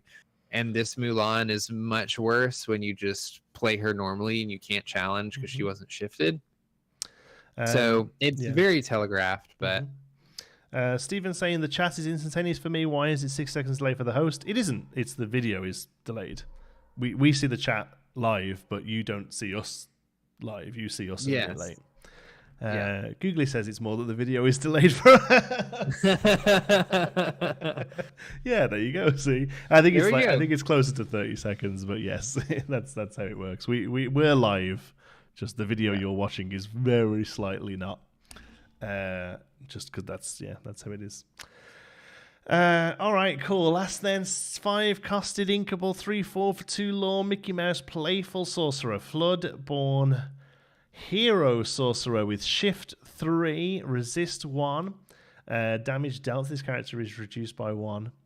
Swept. So damage dealt this character is reduced by 1. So no, we still don't know. It still could be either way with how it's worded, Sweep away. When you play this character, deal damage to chosen characters equal to the number of broom characters you have in play. Rare card. Again, in a deck that's playing loads of brooms, I think this is pretty good. I think the brooms need to be better. And we don't have a target for this right at the minute, really. There's nothing I don't think you would put on. No. I'd love to see a great Mickey target. No, I'd love to see like a 2-drop Amethyst Mickey that's like fumbling around with buckets. you know what I mean? Like the beginning of the story version of him. What does it let you do? It lets you this character, it comes in exerted unless you've got a broom in play or something. I don't know, like something like I'm more than happy for it to really lean into the broom thing, I think this is a lock-in for an enchanted. I think you're right. This would be a good enchanted, similar to the Ariel. Somebody mentioned the Ariel earlier is probably an enchanted card, and I agree. Jonti will be working with brooms until the heat death of the universe. I like broom. I like typal decks. I have currently got 9 Magic Commander decks ready to play, and 4 of them are typal decks. Like I have a tokens one, I have a cleric one, I have a goblin one, and I have a other one. I can't remember. So I don't play Magic much anymore, but I just like it. I think they're fun to build. They're fun to play. I'm a big fan of decks. I've said this before. I'm a big fan of decks in general. That like I try and build decks and I try and play decks where like it doesn't really matter what I draw at whatever point in the game. I'll get some sort of value out of it, and that isn't necessarily the strongest way to build a deck at all, right? Like you should be thinking a lot about curve and about what your early game looks like and what your late game looks like. But me as a smooth brain player just likes the idea of being like, oh cool, yeah, I'll play that, and that's what type of decks let you do, right? Like at any point, any kind of card should help, you know. Right. Yeah. You want to shift this onto a second Wayward Sorcerer on turn 6 after a bunch of brooms have been played? Yeah, maybe. I still think this set comes with a couple of cheap brooms that makes us reevaluate all of this stuff. Honestly, I feel like it kind of has to. Yeah, it's honestly hard for me to analyze all of these broom cards because I haven't really played much with the broom deck, and I don't know what works in the deck currently and what doesn't. Well, nothing I don't think is the problem. I don't think it's there because they're just like you say, they're all just really super overcosted 5 and 6 drops, and you know, like it's just what we need is some lower to the ground stuff. The same as Titans, right? Like it seems like it should be really good fun, but you don't do anything for the first 5 turns in a if you were to build a Titan deck. So we just don't have the pieces for it. Yeah. And that's it. That's the 17 cards revealed. Yeah, I think we might have seen the full Hercules. We did. Yeah. I can remember what it is. It's like an inkable 6-cost 6/5 with resist +1 or +2 and probably 2 lore. Yeah, it's a 6/5 with along those lines. It's a 6/5 with resist 1 because I remember it dying to Maui. There you go. Yeah. And Bodyguard? I don't remember Bodyguard, but I could be misremembering, as I do frequently. Yeah, but we didn't. Yeah, we'll once we get a nice version of that, we'll show it off. +2 resist. No, it's not resist 2 because I remember it dying to Maui. Just look it up. Where is it? We gotta figure it out now. And Bodyguard. And I'm looking my files. I don't know. I don't know whether I have it. Maybe I have it. Hold on. I can't share it, but I can at least read it. Yeah, there is another Mirabelle. Yeah, I did. There is another Mirabelle that we've seen, but we haven't seen all of the Anna, so I'm not showing that off, but I think we saw the whole ready? Of yeah, I'm ready. It is an inkable 6-cost 6/5 with 2 lore with Bodyguard and resist +1. Yeah. Storyborn Hero Prince. There you go. We don't have Anna's willpower yet, so we'll wait on her. Yeah. She looks really cool though. Yeah, Franz only cares about set 3 for a reason that we're going to be talking about in a moment. But first of all, you might have noticed the last few cards we looked at there have weird numbers on them, and they have some tentacly stuff going on them as well. That's because although they are pullable from regular booster packs, they are also found in the Illumineer's Quest, which is a new product coming in set 4. It's sort of taking the skew of the gift set. Similar size box, I think. Identical size box, I think. But definitely, there's a lot more in it than a gift set, and a lot very much different stuff in it. So this is a cooperative game that I did not have on the bingo card, to be honest with you. Me neither. Yeah. I said this in the Illumineer stream. Cooperative game was not even on my radar for Lorcana for a long time. But how much does it make sense though? You know, like. Oh yeah, total. It's perfect. Yeah. So, so this is a everything included in the box kind of job. There are 3 decks inside. 2 of them it's going to be seemingly similar to starter decks, perhaps slightly higher power levels because they do come with at least 2 legendaries. There's a Mulan and a Yensid in them, and then a third non-core playable deck that is basically the AI deck, the bad guy deck, the computer controlled deck. And it's basically you and a friend. You can play by yourself, I think, as well, and you can add more decks in as well, I think. So you and a multiple of friends play against Ursula and think you can beat her and stuff. And then there is a prize in there as well. You can see in the top right of the picture there. It's like a foil. Ursula's contract. Yeah, Ursula contract, and inside there is something that's cool. We don't know. That nobody knows about, and you should keep secret when you buy the thing and open it yourself, because it's like the prize for beating Ursula, and we were told to keep it secret. So, and it will be on Twitter about 4 days before this comes out. So good luck not seeing what it is.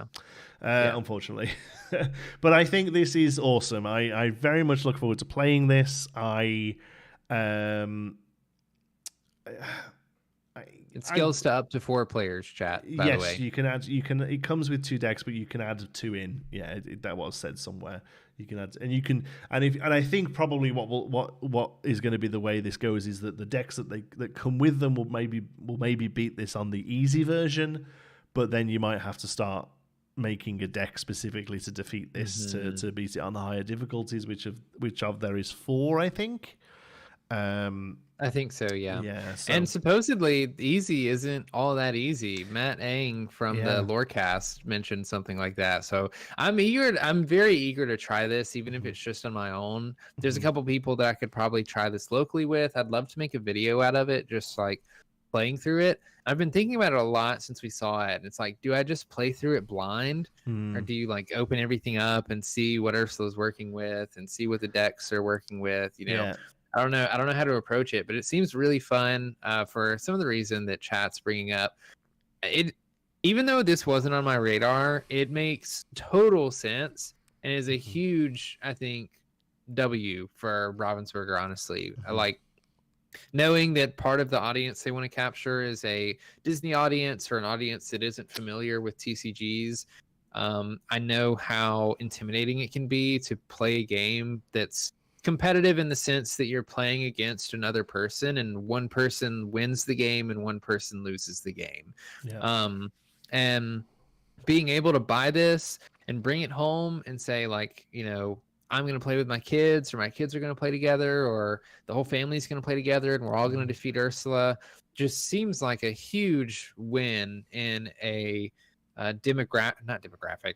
Is that the right word? I think so, people that may not be as interested in showing up at League every week or like building a meta deck and like going through the trouble of doing all of that. I think this is really, really awesome. And as a competitive player, as somebody who really loves playing this game against other people, I'm very eager to try this out just on my own. And like, I have family members that I've wanted to play Lorcana with and see how they engage in it, but they just haven't shown much interest. But they will sit down and play something like Star Wars Villainous with me. And this like kind of falls in that same category, I think, where I could sit them down and say, hey, like, this is basically a board game. Like, we're going to play this together. That's the thing, I think. And I don't necessarily think it's an issue regarding like competitive versus cooperative. There's something to be said about the facts. What was that? Oh, thank you, Mr. Foreshadowing. My 2-year-old son has woken up at 3 a.m. Thanks for the content. I'll catch you in the morning. We appreciate you, friend. Thank you. Thank you. Hope the little one gets off 3 a.m. Oh, you must be in the UK, I guess. Yeah, It was so late over there. I hope the little one gets off, and we appreciate the support. Thank you.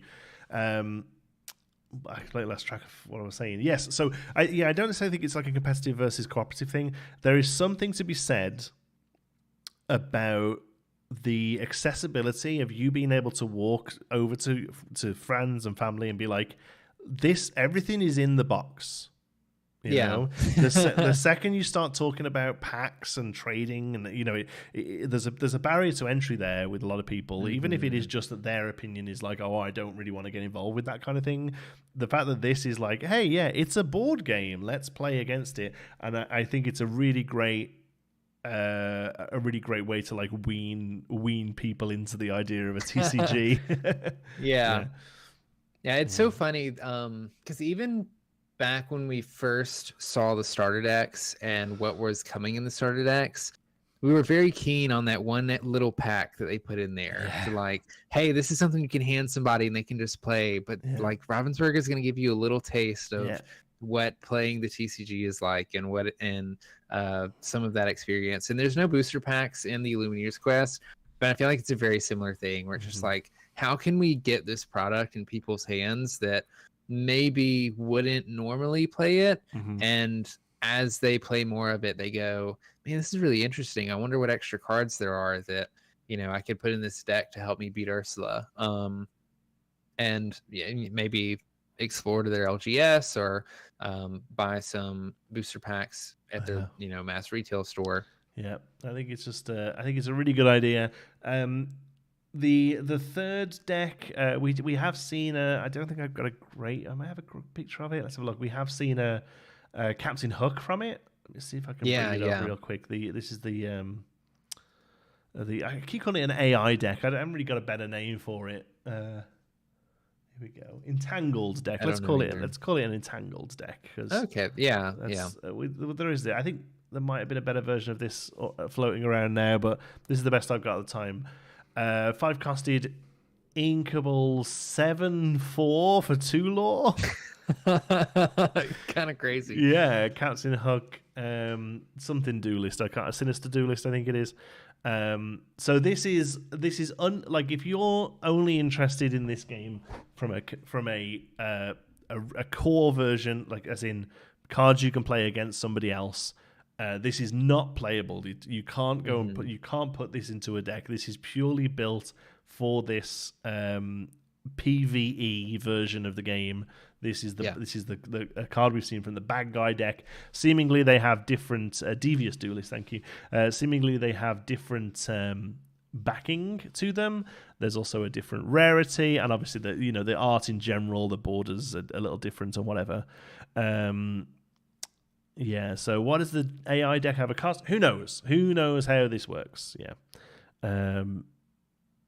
Yes, thank you. Sorry, I missed Scott's thing. We should read that. Sorry, shouldn't we? Where was it? Yeah. Hey guys, feeling kind of burnt out from Lorcana recently. Tuned into the stream you two had with everyone watching Lorecast. It pulled me right back in, and these weekly streams help a lot. I appreciate it, buddy. Thanks for being here. We try and keep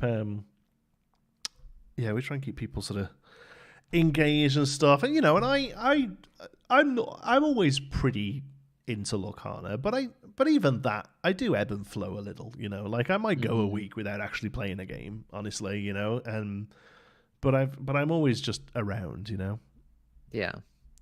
But I get that. It's fine to sort of trickle in and out. Yeah, I was about to say, like, there's nothing wrong with burnout. If you need to take a break from the game, take a break from the game. Come back later. The last thing you want is to make yourself sick of the game and never want to touch it again. Exactly. It'll be here when you're ready for it.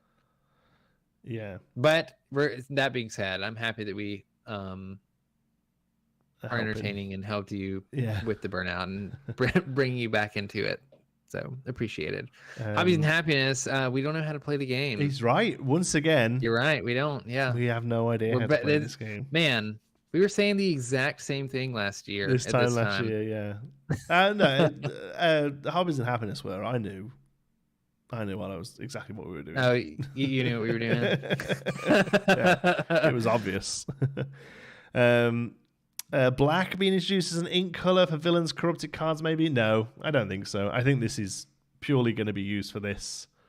I'm just so interested to see like how this is played, because it's a deck of cards that, like, there has to be a system that you control.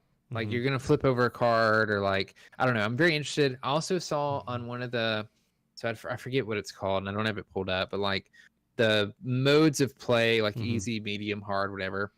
Looks like they're on this kind of rectangle cardboard thing. And it mentions things that you can do when you pay lore.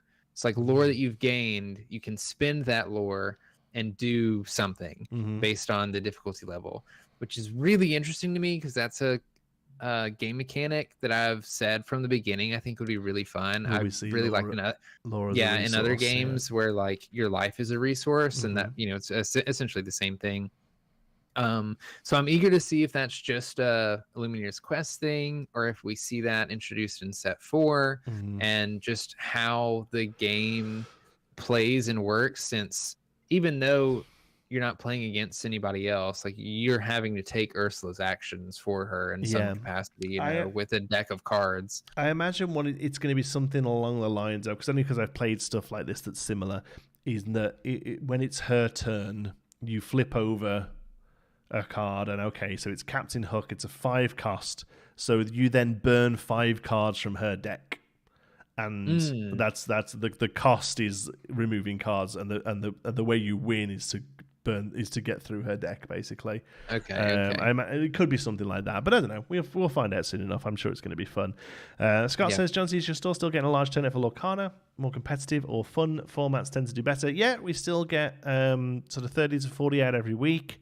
Every other week we do some form of competitive. This week we've got a draft, and yeah, it's a good mix really. We get the sort of weekly play is still, you know, casual in that much that people just come out and get games, but you know, everyone's building, you know, solid decks. You know, nobody's playing trash really. You know, so so I think that's all said about the that.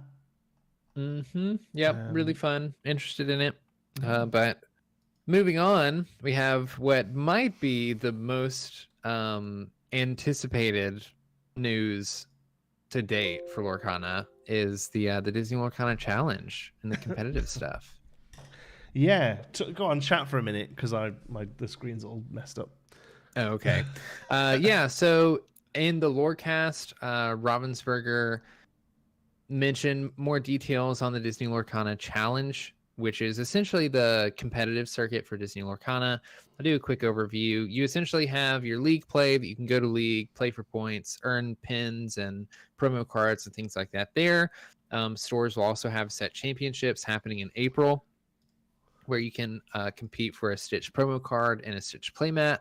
And that's just sort of local ways to play both competitively and or casually. But those of us that like to play this game competitively and try our best to be the best players that we can be, they have the Disney Lorcana Challenge events. There will be 10 of them total. There's 6 in the United States, 6 in North America, 4 in Europe. And we finally got the dates for those. I believe it is Atlanta, Chicago, Toronto, Las Vegas. What's the other ones that I'm forgetting? Because I don't have it pulled up right now. America. I don't know. Yeah. I'm just trying to find the tweet. Seattle is one, of course. Seattle, and I think there's one more. Fort Worth, of course, the one that I'll be going to. So it'll basically be one every month until October. It looks like. I think May, June, July, August, September. Yeah. So starting in May, those will kick off. Those will be regional level events, so they're going to be really big. There's really cool prizing. I don't know how in detail we wanted to go over the prizing and look at the promo cards. Or I haven't got them ready, to be honest. I feel like at this point everybody should probably know. Yeah. There's cool prizing. There's a participation promo that's the Dragonfire. There's a top 64 promo. There's a top 32. That's the Cinderella. Stout-Hearted, a new enchanted card. Top 16 is a new, I say new, they're just new art versions of existing cards of Rapunzel, gifted with healing. Top 8 gets a playmat of that same Rapunzel art. And then top 4 gets a serialized golden Brave Little Tailor Mickey that we've yet to see, because apparently it's so awesome looking that they want to show us in person instead of digitally, which makes me really excited. So there's that. After the Disney Lorcana Challenge events, the more regional level events, the top 8 players in those will get invites to the next level of competition, which will be the North American and European Championships. You only get an invite for whichever region you're in, so you don't get an invite to both. We don't know as many details on those championships, but there's just going to be one in each region, and those championships will lead to a world championship, which we also don't have a ton of information on. I think the only thing we know about the nationals is that there's going to be a day 0. Oh yes, there's going to be like a last chance qualifier. So if you don't top 8 in one of the 6 or one of the 10 regionals, and you still want to show up to national, I keep calling them national, the championships, you still have a shot of making it into the championship if you top at what they call a day 0 thing. There's just going to be a tournament that's held the day before the championships are held. And if you do well in that tournament, you're invited into the championships, and you can play the championships for the weekend. Last chance saloon, basically. Yeah. Yeah. But really exciting stuff to see it. It's happening soon. The first one is Atlanta, Georgia, May 25th and 26th. I'll be there. We'll get to this in a second. They capped the tickets at 512. I was one of the very lucky few to grab a ticket Sunday at noon. So I'll be in Atlanta. I've already booked the flight. I'm very excited to go and really just be at the first Disney Lorcana Challenge ever and kind of document that and participate. I mean, you would say that as I would say that as one of the bourgeois, as one of the elite. As one of the elite. Do we want to get into this now? Well, or do we want to wait till later? I mean, yeah. Okay, let's go for it. Okay, yeah. First of all, I feel for people that didn't get a ticket because I know how upset I would have been if I didn't get a ticket. I thought that 512 wasn't going to be a large enough cap. Basically, the moment that we saw that number, but I had faith that Ravensburger kind of knew that, and they had mentioned before the tickets went on sale, and mentioned multiple times after the tickets went on sale that those are kind of flexible numbers. That if they need to increase it based on demand, they will. The 512 tickets sold in approximately 2 seconds. Like it probably took. It was certainly less than a minute before the tickets were sold out. George said on the Illumineer stream before that it was about 20 seconds, and like whether that's it doesn't really matter, does it? But that was the number he gave. So yeah. When I saw that, like PPG said that there were 40,000, like I don't know if it's IPs or whatever. I don't think it was people, but they were basically 40,000 things trying to access the website when things went live. So I feel really bad for all the people that didn't get a ticket. I saw a lot of people mention the links that they went through to give themselves the best odds of getting a ticket, like moving their computer setups to next to their modems. They could plug it into the Ethernet cable, and they were working on fiber internet, and had bought a ticket from a different event so that they could have their credit card information in there already, and they didn't have to input all of that, and still didn't get a ticket. And I've seen a lot of people complain about like, oh, people who just had faster internet got the ticket. I think it was just luck of the draw, because I can tell you right now, I was sitting right here on my computer that's not hooked up to Ethernet, it's on Wi-Fi, and certainly isn't running on fiber, and somehow managed to get a ticket myself. So I really think it was just sort of a luck of the draw thing. As of today, Ravensburger released an announcement that basically said they were going to put future ticket sales on hold. And did they say into looking to increase this one specifically, or just in general? Yeah, they specifically, in fact, I can bring it up just here. We are looking at options for increasing the player caps to all Disney Lorcana Challenge events and adding additional tickets to the events that have already sold out. In the meantime, we will delay further ticket sales going live until we come to a decision on event caps. So yeah, I think that's the right thing to do. I certainly don't agree with a lot of the vitriol that went around off the back of this. Yes. I think IPA Music says it incredibly well in the chat. I was extremely upset with the way some of the players responded, and Rochelle is a saint for logging on during her day off for people just to sling in goals. Yes, she is. I mean, absolutely. Like, Rochelle will be the first to tell you that unfortunately it goes with the job, this kind of thing. But yes, it was really quite awful. There's just no need for it, frankly. And yes, it's frustrating, but yeah, there were some very, very uncalled for things that were like said and mentioned, and I feel like this is not the first time that I've said this, because we've had other upsets like this in the past. In Lorcana specifically, but like attacking Ravensburger employees and attacking people in general like is not helpful at all, isn't going to solve this issue.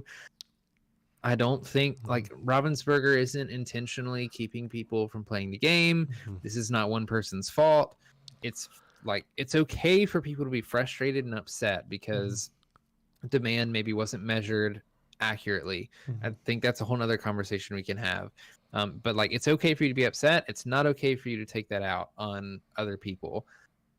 Literally the next day, like they came out with this and like, hey, we're not going to sell the Chicago tickets that everybody's worried about. We're going to wait till we can get this thing figured out. We're even going to see how many tickets we can get to people that are on the wait list, or see if we can do something, you know, to increase the tickets for Atlanta for people that wanted to go to that. And all of the nonsense that happened yesterday was just uncalled for, not helpful at all. And with that being said, I appreciate the rest of you that were reasonable human beings and were patient, even though you were frustrated, decided to walk it off and say, we'll trust and see what happens. Because that's what we really need. Yeah. IPM says, I hope they don't increase Atlanta. It seems like giving into the toxicity that happened.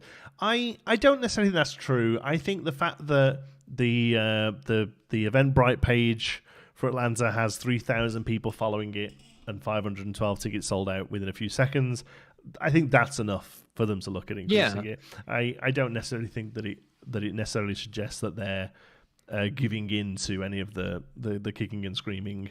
The problem, I think, is all it's going to do is quiet some people, because they're not going to be able to make Atlanta a 4,000 person event.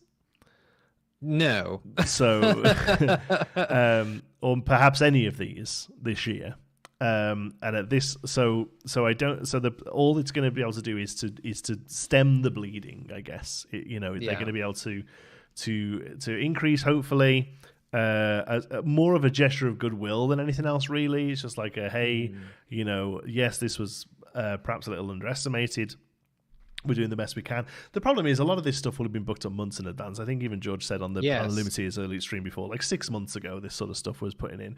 So at that point, we hadn't even had like a 100-person tournament from a third party. Had Miami even happened? Yeah. So 1, 2, 3, 4, 5, 6. I don't even think Miami had happened at that point, and that was like huge at the time for a Lorcana tournament, 200 players showing up. Like they didn't know anything if that's how early stuff was being booked. Lucy says, in many ways, Lorcana is unprecedented. The community as a whole forgets that sometimes. Yeah, it is. And I know that's been said from different people in different positions at this point. That like the demand for this game has never been seen really in the TCG space. Yeah. No. I'm seeing. Yeah. Sorry, keep going. No, go ahead. I'm seeing people that have been like in the TCG space for years and who have covered it, and like it's their job to cover TCGs, just like being sort of in awe that Lorcana is doing as well as it's doing. Like I don't know what the Vancouver regional numbers were like for Pokemon this weekend, but the most recent regional was in Knoxville in the United States for Pokemon, and they had 1,300 participants for like their adult league. And there were like, I think I saw there were 2,500 people on the wait list for the Atlanta tickets after the 500 had been sold. And it's like, sure, not every single one of those numbers might be a person actually wanting a ticket, but even if it's half or a quarter of those people wanting to show up to events, like the fact that Disney Lorcana is seeing this kind of demand for competitive play right out of the gate like this is astonishing, both for that and for sales of the game, how well the game is selling, both in the secondary market and just like product being sold first party. So I think Ravensburger is doing the best that they can do. And I think Rochelle has mentioned recently how much she doesn't love that people just sort of screenshot what she says in Discord and post it everywhere. So apologies, Rochelle, for bringing this up. But I do remember her saying in the Discord over the past day or two that one of the like things I think that they asked for when booking venues was the ability to expand if they needed to. Mhm. So I don't know, like, that might mean they can add 100 people. That might mean they can double. I don't know what that means, but I'm hopeful that that means that a lot more people are going to be able to have access to these tournaments. Maybe it doesn't happen with Atlanta, but hopefully it'll happen with the ones later down the line. Future ones, yeah. Or even like the other option is more events. Like not necessarily making the 6 bigger, but looking at putting more on to go along with the 6. Like that, like logistically that might be just as easy or difficult. Like I plan events, but obviously nothing anywhere near this kind of scale. So I imagine with the sort of stuff I do that caps out at like 500 people. I know how long that takes to get ready. So trying to do that at multiple points through the year, at multiple points across the world, would just be insane. Saying all of that, I do think it's important for us to try and be as looking at every side. So saying all of that, whilst I will say this again, I don't think a lot of the backlash that was given was the correct level. It is frustrating that Ravensburger as seemingly perhaps playing everything a little too safe and consistently having to work so reactionary. So it's like it took that first day of the line being terrible at Gen Con, and then the line got good. It took the first wave of product selling out instantly and being scalped to hell before product issues got better.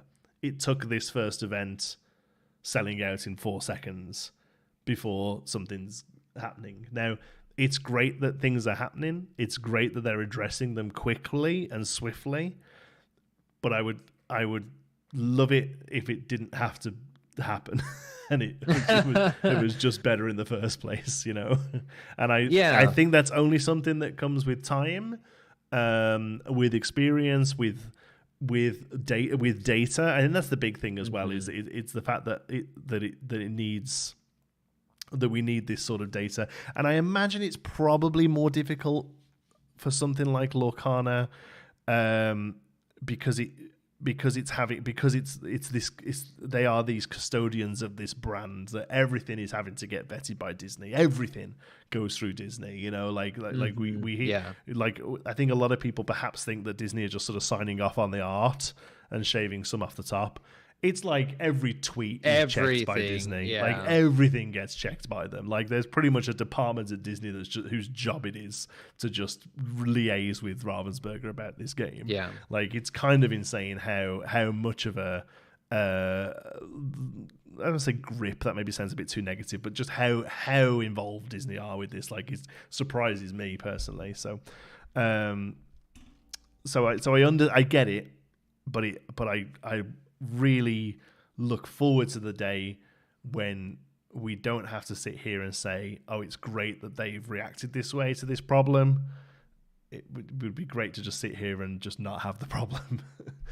Yeah, I think it's a interesting balance that Ravensburger seems to be struggling with, because another argument that I've seen throughout all of this is it's much better for Ravensburger to set a cap that might be a little safe and sell out really quickly than it is for them to say, we're gonna have 3,000 tickets available for sale and only 500 of them actually get sold. And I'm not a TCG vet, so I don't know how this stuff works. I'm not going to pretend like I know how it works or how it should be. But I can understand where the frustrations are coming from, where in many places, in many big places, they've seemed to have fallen short, if anything, because they're playing it safe. And I just from my 2 cents, in my opinion, I think it's because Ravensburger's never done a TCG before. They are a company not only are they just a company that's like selling a TCG, that's not just a TCG company, they have other stuff that they do. But like you just mentioned, they also work with Disney, and they have to work with Disney on literally everything. And I'm sure that creates its own complications on what they can and can't do. And TCGs are a huge risk. We've mentioned it on the show before. Like, you can't say that, oh, you should have known this is Disney, because there's plenty of things that have Disney slapped on it that just absolutely flop. And like TCG is not safe from that happening. And I can absolutely understand why Ravensburger was initially really conservative and really safe on numbers and things they wanted to do, because it's an investment for the company. And if they invest a ton of money into this game and it flops in some way, or they lose out on a lot of that money, it might be difficult for Ravensburger to recover. So I don't know. Yeah, I think that's right. I think I was one of the people that said this, and I will say it again. I still kind of stand by it, that from a PR point of view, from an optics point of view, it is much better to say Lorcana event sells out in seconds, capacity increase due to demand, than it is to say first Lorcana event struggles to fill.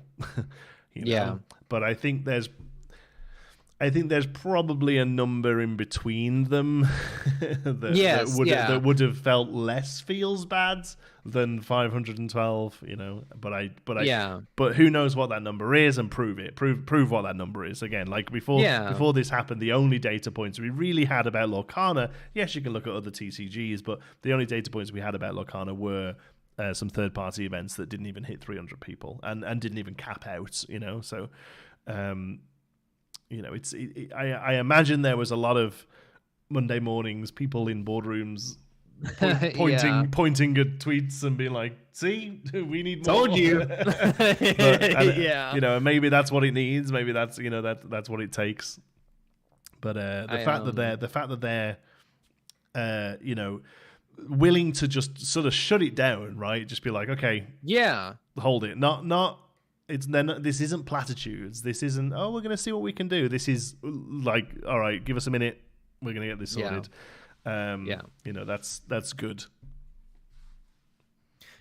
Camille asks a great question. How big was the Lorcana team when the game came out, and how big / quickly has it grown? I can see being safe with money spent. I don't know solid numbers. I don't know that anybody does. No. I will say they're constantly posting like postings on LinkedIn, if you keep up with any of the people that work with Ravensburger. And of course, we don't know how many of those are for Lorcana specifically, but some of them are pretty like telltale that, hey, this is for a Lorcana position. Like, we need something for this. So they seem to be growing rapidly, which I think is a really good thing, because just based on stuff that I've observed, I wonder if they just simply don't have enough manpower, like at the end of the day, when it comes to putting some of this stuff together and running it. Like, how many people are doing multiple jobs because they don't have somebody dedicated to something like event, coordinating? Like, is that something that needs to be a single person's job? I don't know. I'm not a professional in this, but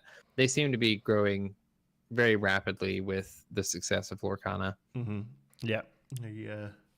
I think they're handling it as best they can, and they're moving as quick as they can. This stuff doesn't happen immediately, it doesn't. This stuff takes a while to really get their feet under themselves with, really. But it's tough. Aspen says, "Hey Jonti, what are you reading tomorrow if the rules document isn't out?" War and Peace. No, we're gonna. Yeah, for those of you eagle-eyed will notice there is a live stream set up for tomorrow. Plan was to read the rules because they were I say due to come out today. It was mentioned that they would come out today. That hasn't happened. Obviously it's been a very busy weekend and there's been a lot of stuff, I imagine, going on there today. If they're not out, I'll be honest with you, I'll hold off on doing that video. I'll just hold off on doing that live stream. It's my day off from work. I've still got other videos I want to get done, so I'll hold on with that. Yeah. Thanks for asking, though. So, okay, is there anything else you want to say regarding that? The sort of the ticket side of things. I still think still think I would like to go back, and the title of this video is actually referring to the 2-game format that we haven't mentioned yet. So I would like to finish on that, because I actually feel like that's a more positive note to end on. Again, some people feel differently about it, but for me personally, I think it's actually quite a positive thing. So there was actually there was something that I was going to mention to lead into it, because before we go in and explain the 2-game format, just as a note, I've seen people suggest that the 2-game format caters more to casual players, and that being a bad thing. And I saw IPA Music in the chat mention something about toxic entitlement, and with there being so few tickets, people complaining that casuals are getting these tickets where competitive players should be getting these tickets, which is just really frustrating, because I don't think anybody's entitled to a ticket, casual or competitive. And I actually really love this format in the sense that it is encouraging people who might have been more intimidated with the best of 3 format to go to a tournament.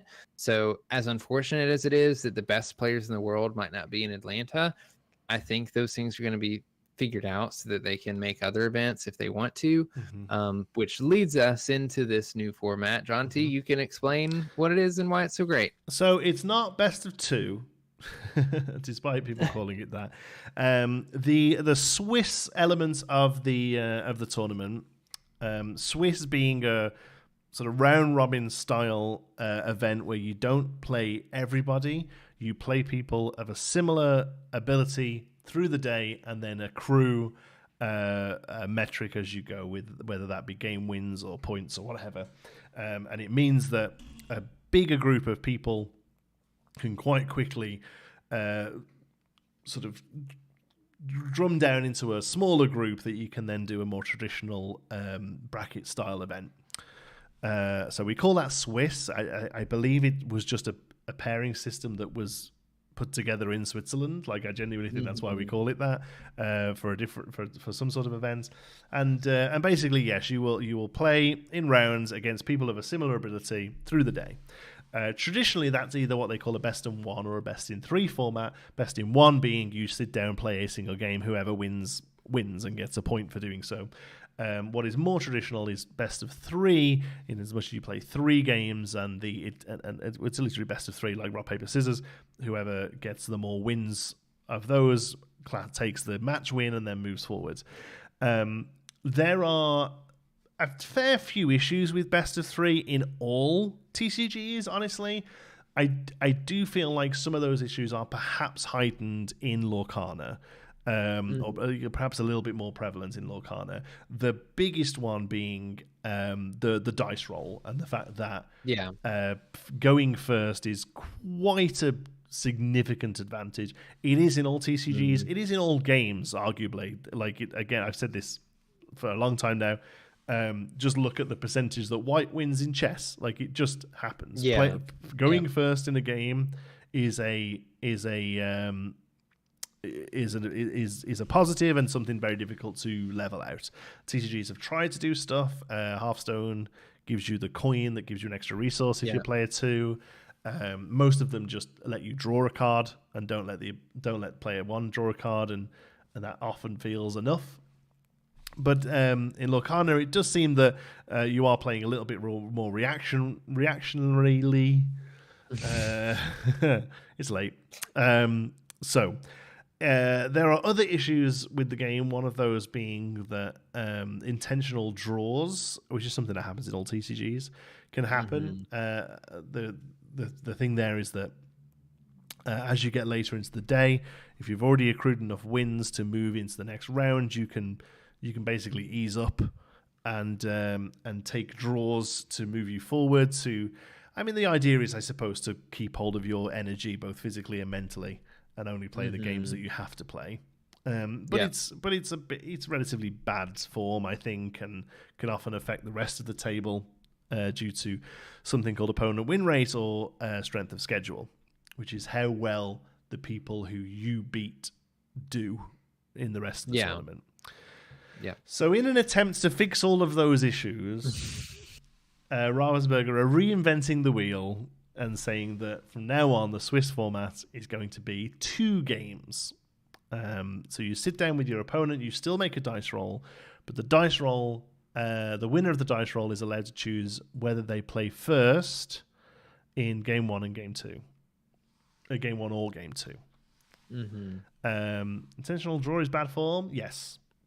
Most competitive players will disagree, but it messes up strength of schedule for other people. If you are possibly able to move up because of how well you're doing, if everyone above you intentionally draws, you can't. It's nothing to do with you.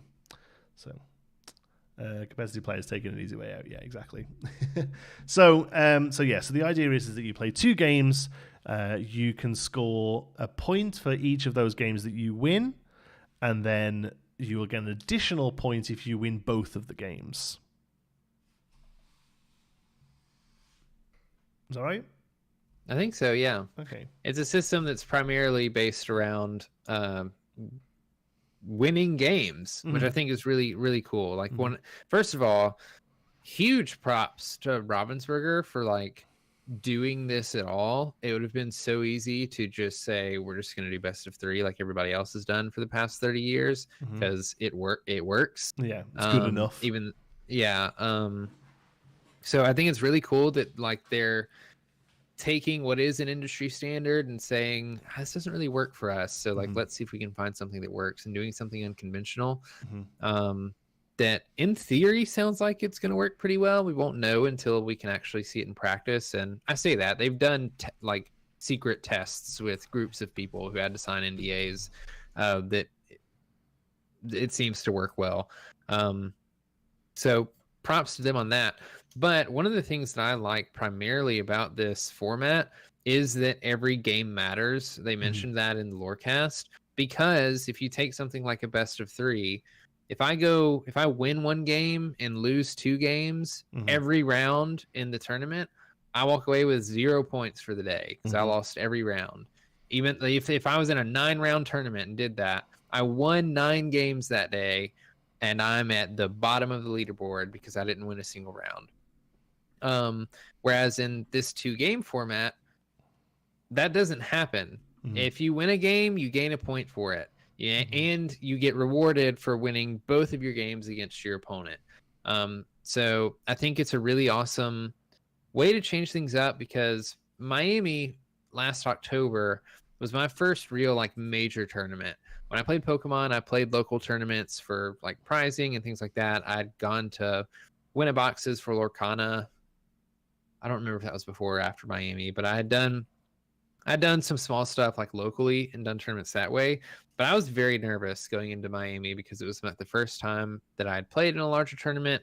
And like, I'm somebody that knew the game in and out, practiced for a long time. I can't imagine what it's like for somebody who maybe isn't as confident in their ability or is newer at the game.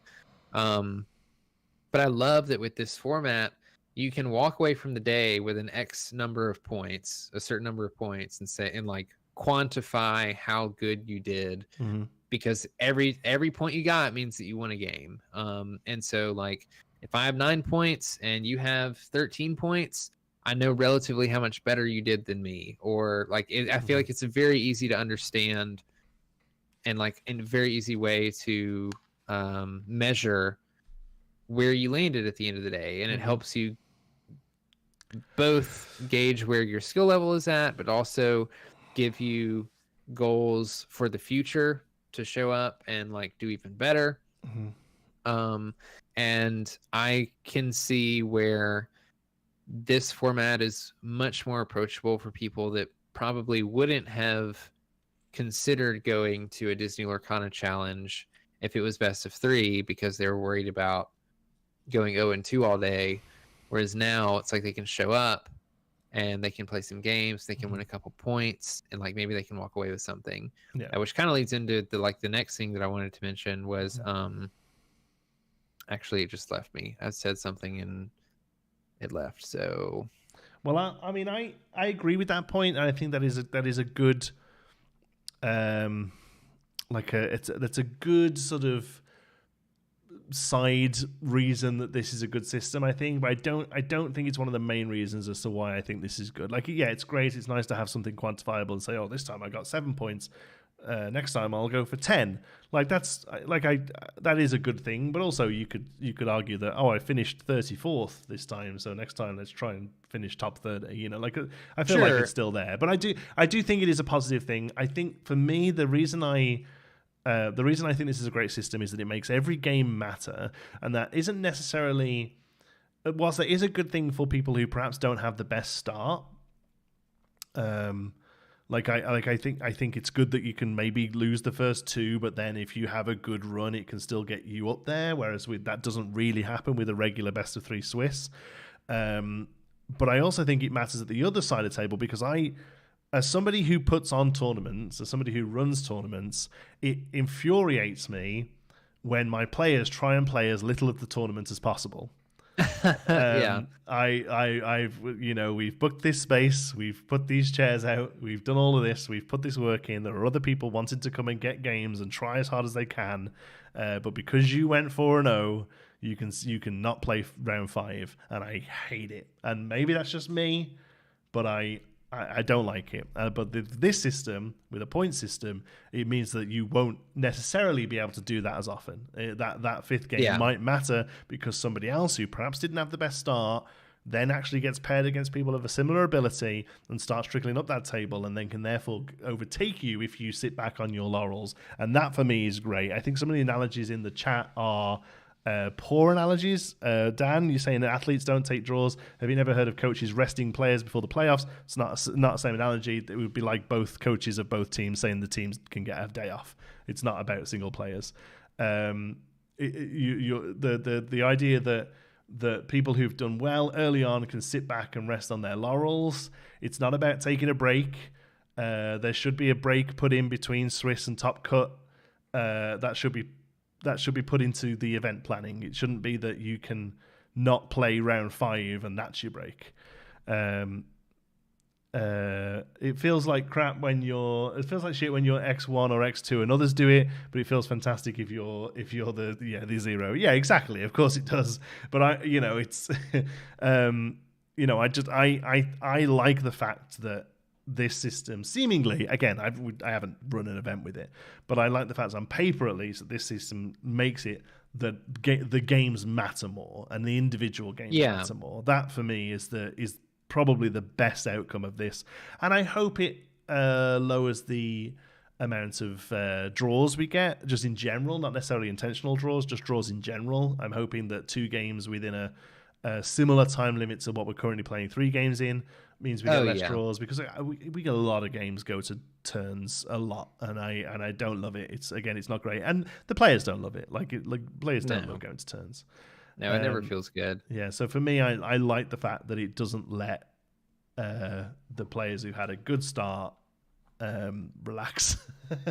Yeah, and I actually don't think similar to I won't say this, but my favorite thing taking away from this is specifically that phrase that every game matters. Like, I love going into a tournament and knowing that it is incentivizing me to play every round of this tournament, because it doesn't matter if I start the first 2 rounds going 0-2, I can still 2-0 my way to the top, or mix a couple 1-1s in there and do fine. And it means at the very end of the tournament, in round 5 or 9 or whatever, it might be the difference if I go 2-0 in that round, even if I've won or done well for the rest of the tournament.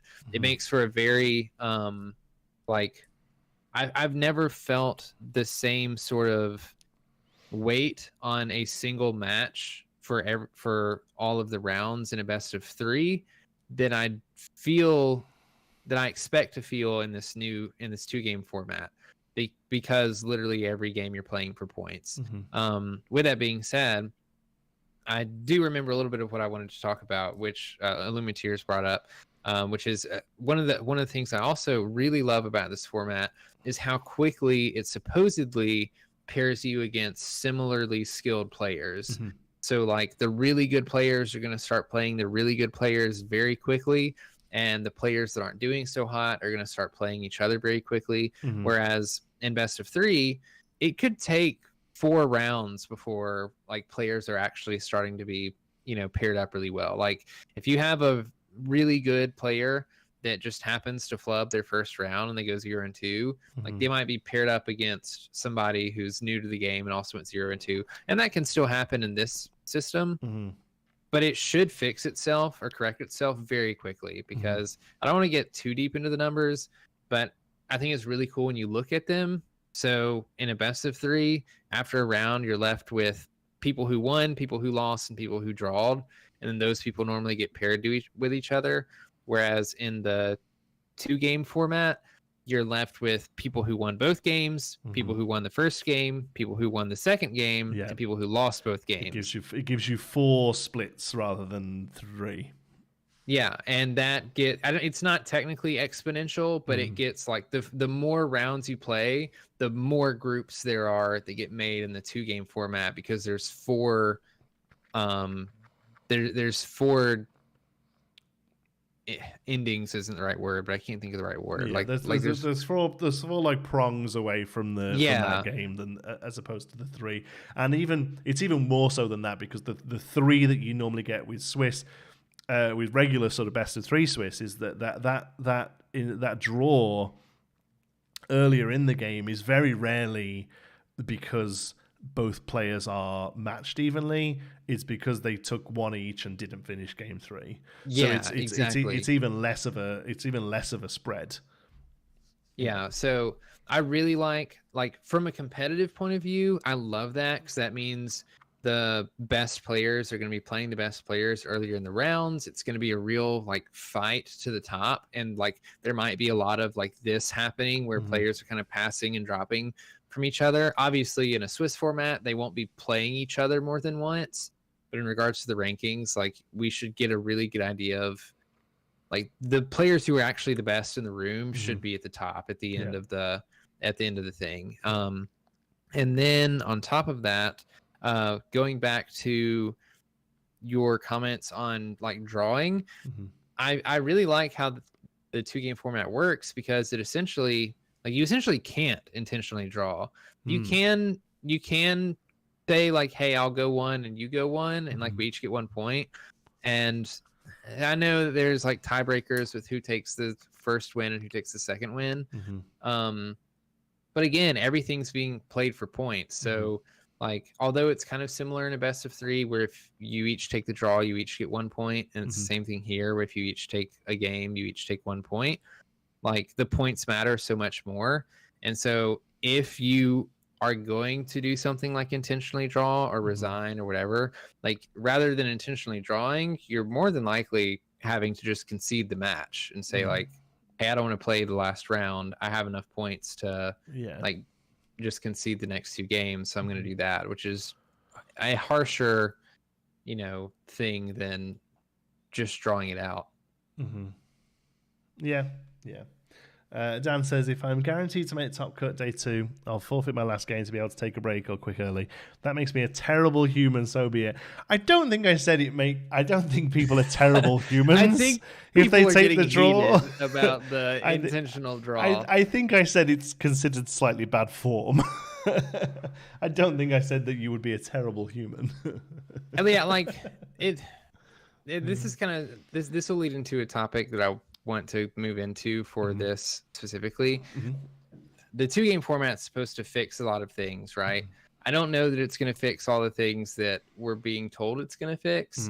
One of those being intentional draws, because just like Dan said, if I've gone 2-0 all day and I know like what the maximum number of points people can earn, what number that is, and I know that I can just drop, my next round or 2 and just stay in top cut, people are going to do that.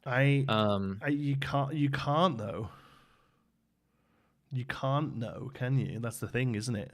Okay, say there's 5 rounds, yeah, and you've gone 2-0 for 4 of them. Yeah, that puts you on 12 points. Yes, right. I think so. 4 times 3, yeah. So you have to know that nobody else in the tournament has only gone 0-2 in the first one and then not won everyone afterwards, because if they win their 4th game, they also get 12 points, and they'll beat you on strength of schedule. I mean, that's fine because you're not worried about winning in Swiss. You're worried about making it into top cut. But as long as you're in the top 8. Yes, but you're fine. But those going above you and then beating you on strength of schedule may put you down, right? I don't think so. You can math it out so that you know, like, as long as I have 12 points at the end of the day, like the matchups have gone in a way that anybody with 11 points or higher will make it into top cut at the end of the day. And like that's just how the math works. So where it will hurt you is, again, sorry, Rochelle, in the Discord they've mentioned that for top cut, I think so top cut goes to best of 3 because you have to decide a winner. You can't do 2-game format. Yeah. And rather than who goes first or second in game 1 being on a die roll, I believe it goes to like who's the top seed. So whoever is the highest seed for the top cut gets to decide if they go first or second in their first game, which is very important. So in that case, you're very incentivized to just continue to play because we've mentioned how beneficial going first is. So I think that, that's a great way to try to mitigate that. I think dropping the last round is still going to happen. Just how I think, I'm interested to see how much this actually mitigates the going first thing and or like the die roll essentially, because there's still a die roll. It's just not to decide if I go first on a game 1 of 3.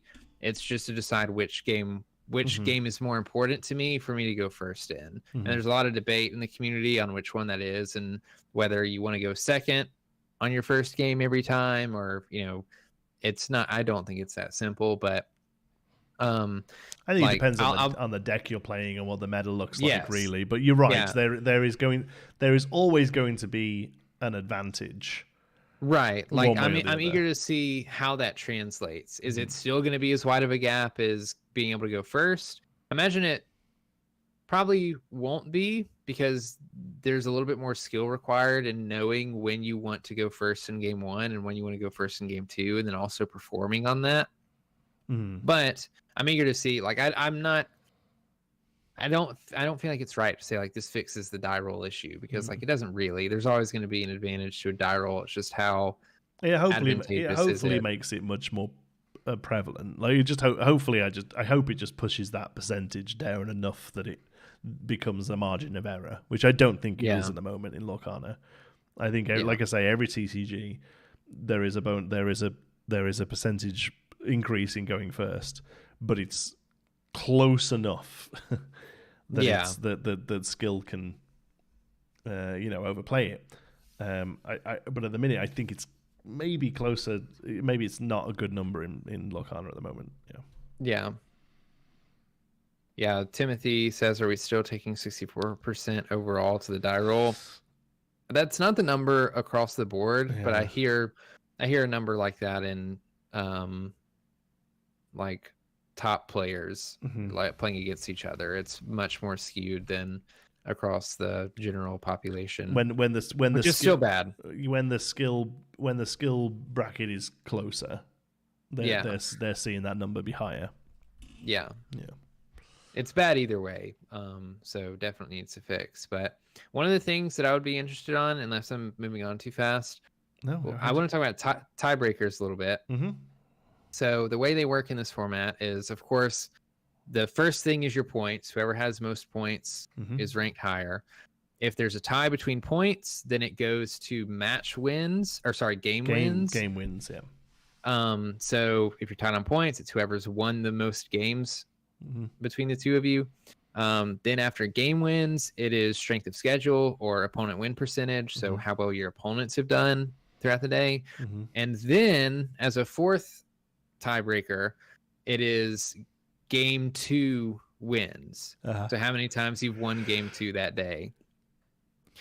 I don't think this is really going to matter almost ever. Not enough to be concerned about. it's not going to affect rankings. It's going to affect how you're paired through the day, which in turn will, overall affect rankings. But yeah, it's not. Yeah, I can't think of a tournament I've ever ran where it's gone past opponent win rate. Honestly, like it's. Yeah, that's what I'm wondering. Yeah. Like, especially as the tournament gets larger, like the less likely it would be that your opponent win percentage is the same, and so. I don't think it'll ever be worth being concerned about for those reasons. I would like to know why that's the case. Like, why is game 2 weighed heavier than game 1 in regards to like who wins? So I can answer why one of the games is weighted heavier, and that's because it has to be. Because there has to be a way to separate 1-1s. Yeah. Why they've decided it's the second game? That's what I want to know. Asking. Yeah. Okay. Yeah.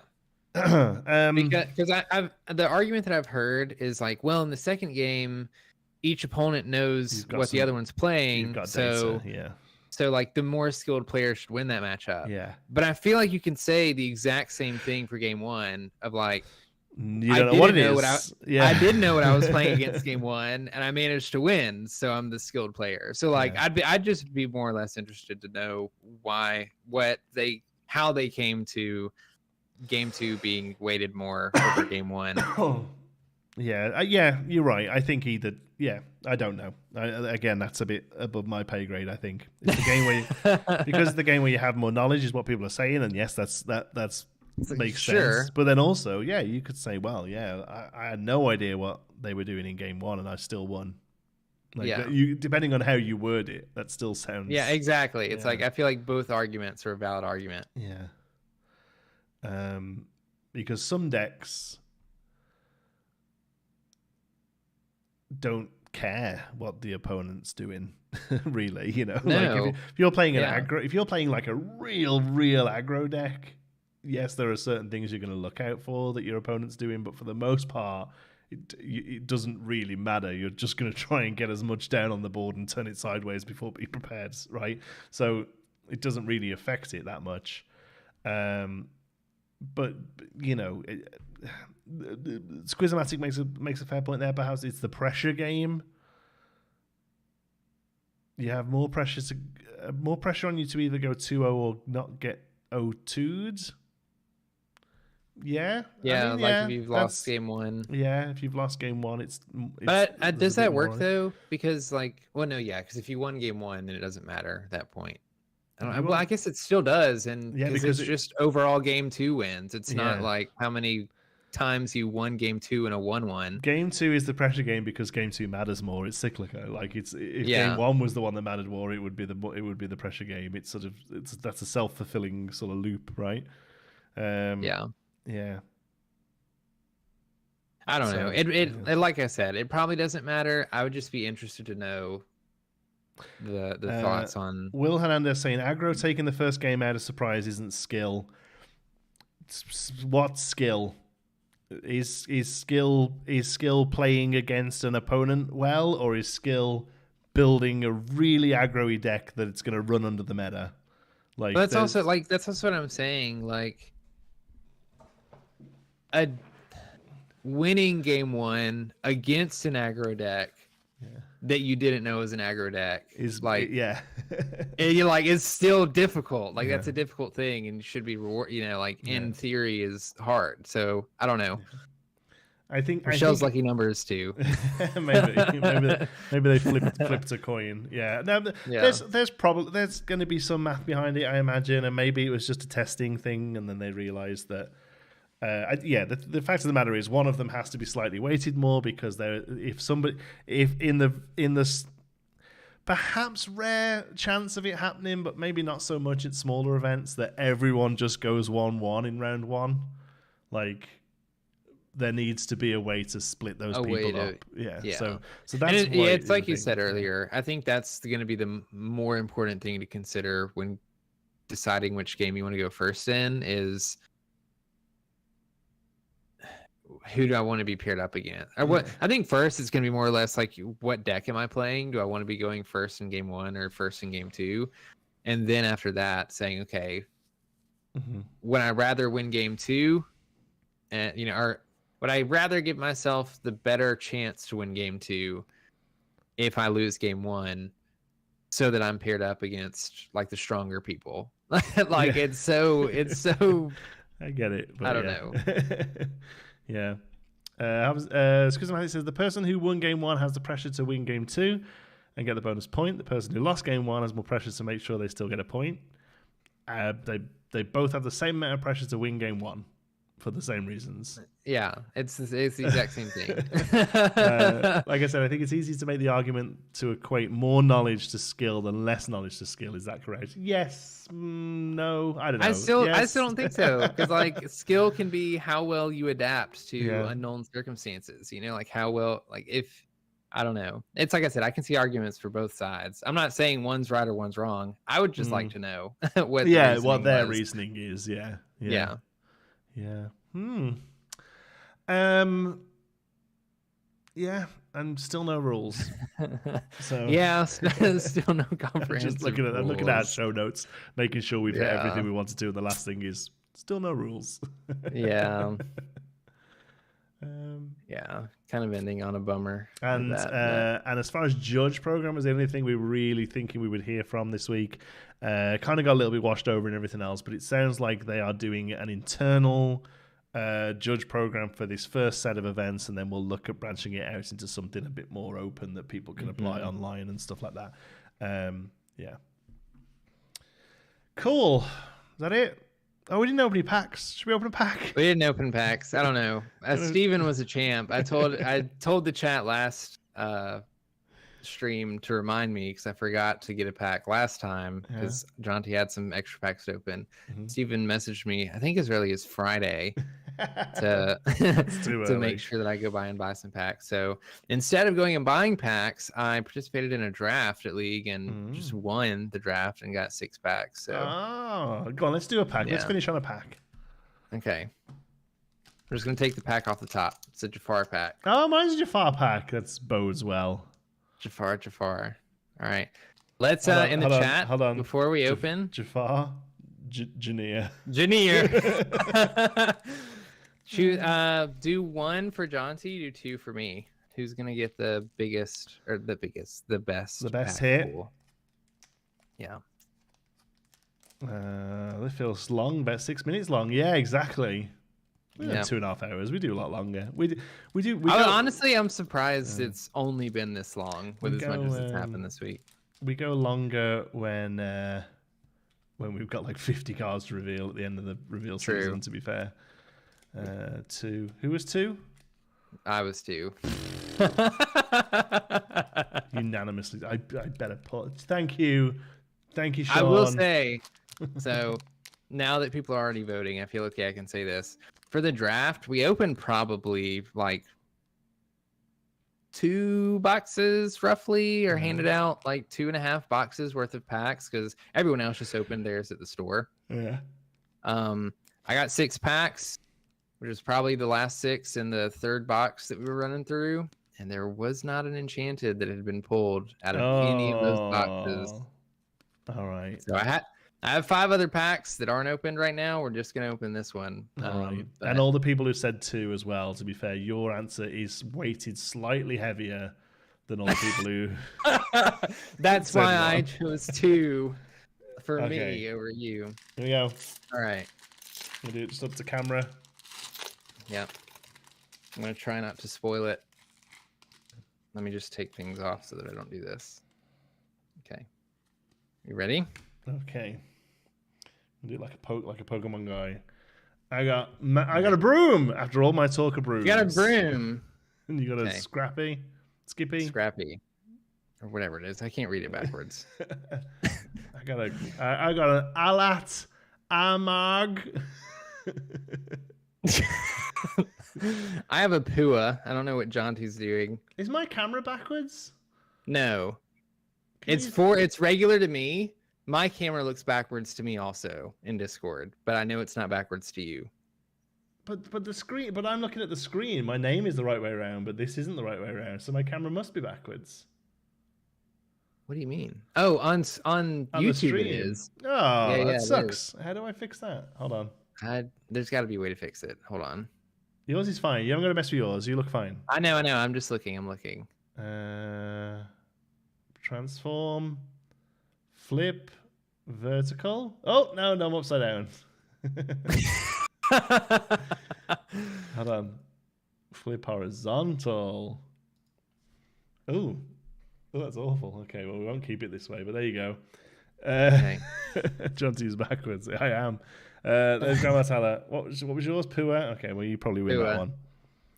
that one. Vault door. Olympus would be that way.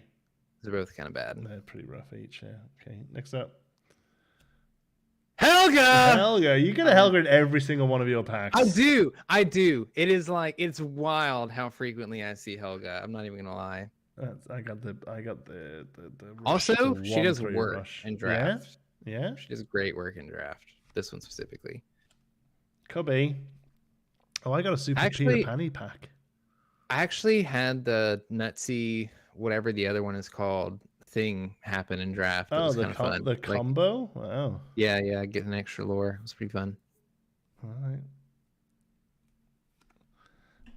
Mr. Snoops. Oh, I win that one. I got a Joshua Sweet. Yeah, you do. All right. That's the commons. My first uncommon is Simba. This one's not great. Yeah. Last ditch effort. I think I win that. My second uncommon. Ooh. Oh, look at that with the Both both locations. locations.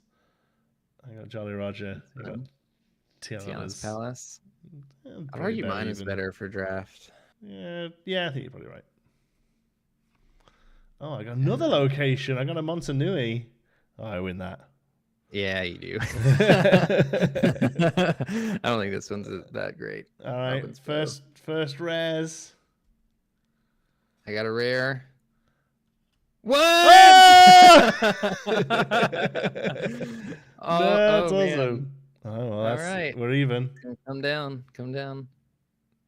Uh-oh. Oh, I got a super. Oh, okay, you got a super. That doesn't necessarily mean it's better, though.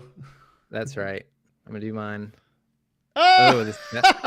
There she is! There she is. Absolutely on point. That's Absolutely great. on brand. On brand. All right. Let's see the enchanted. Oh!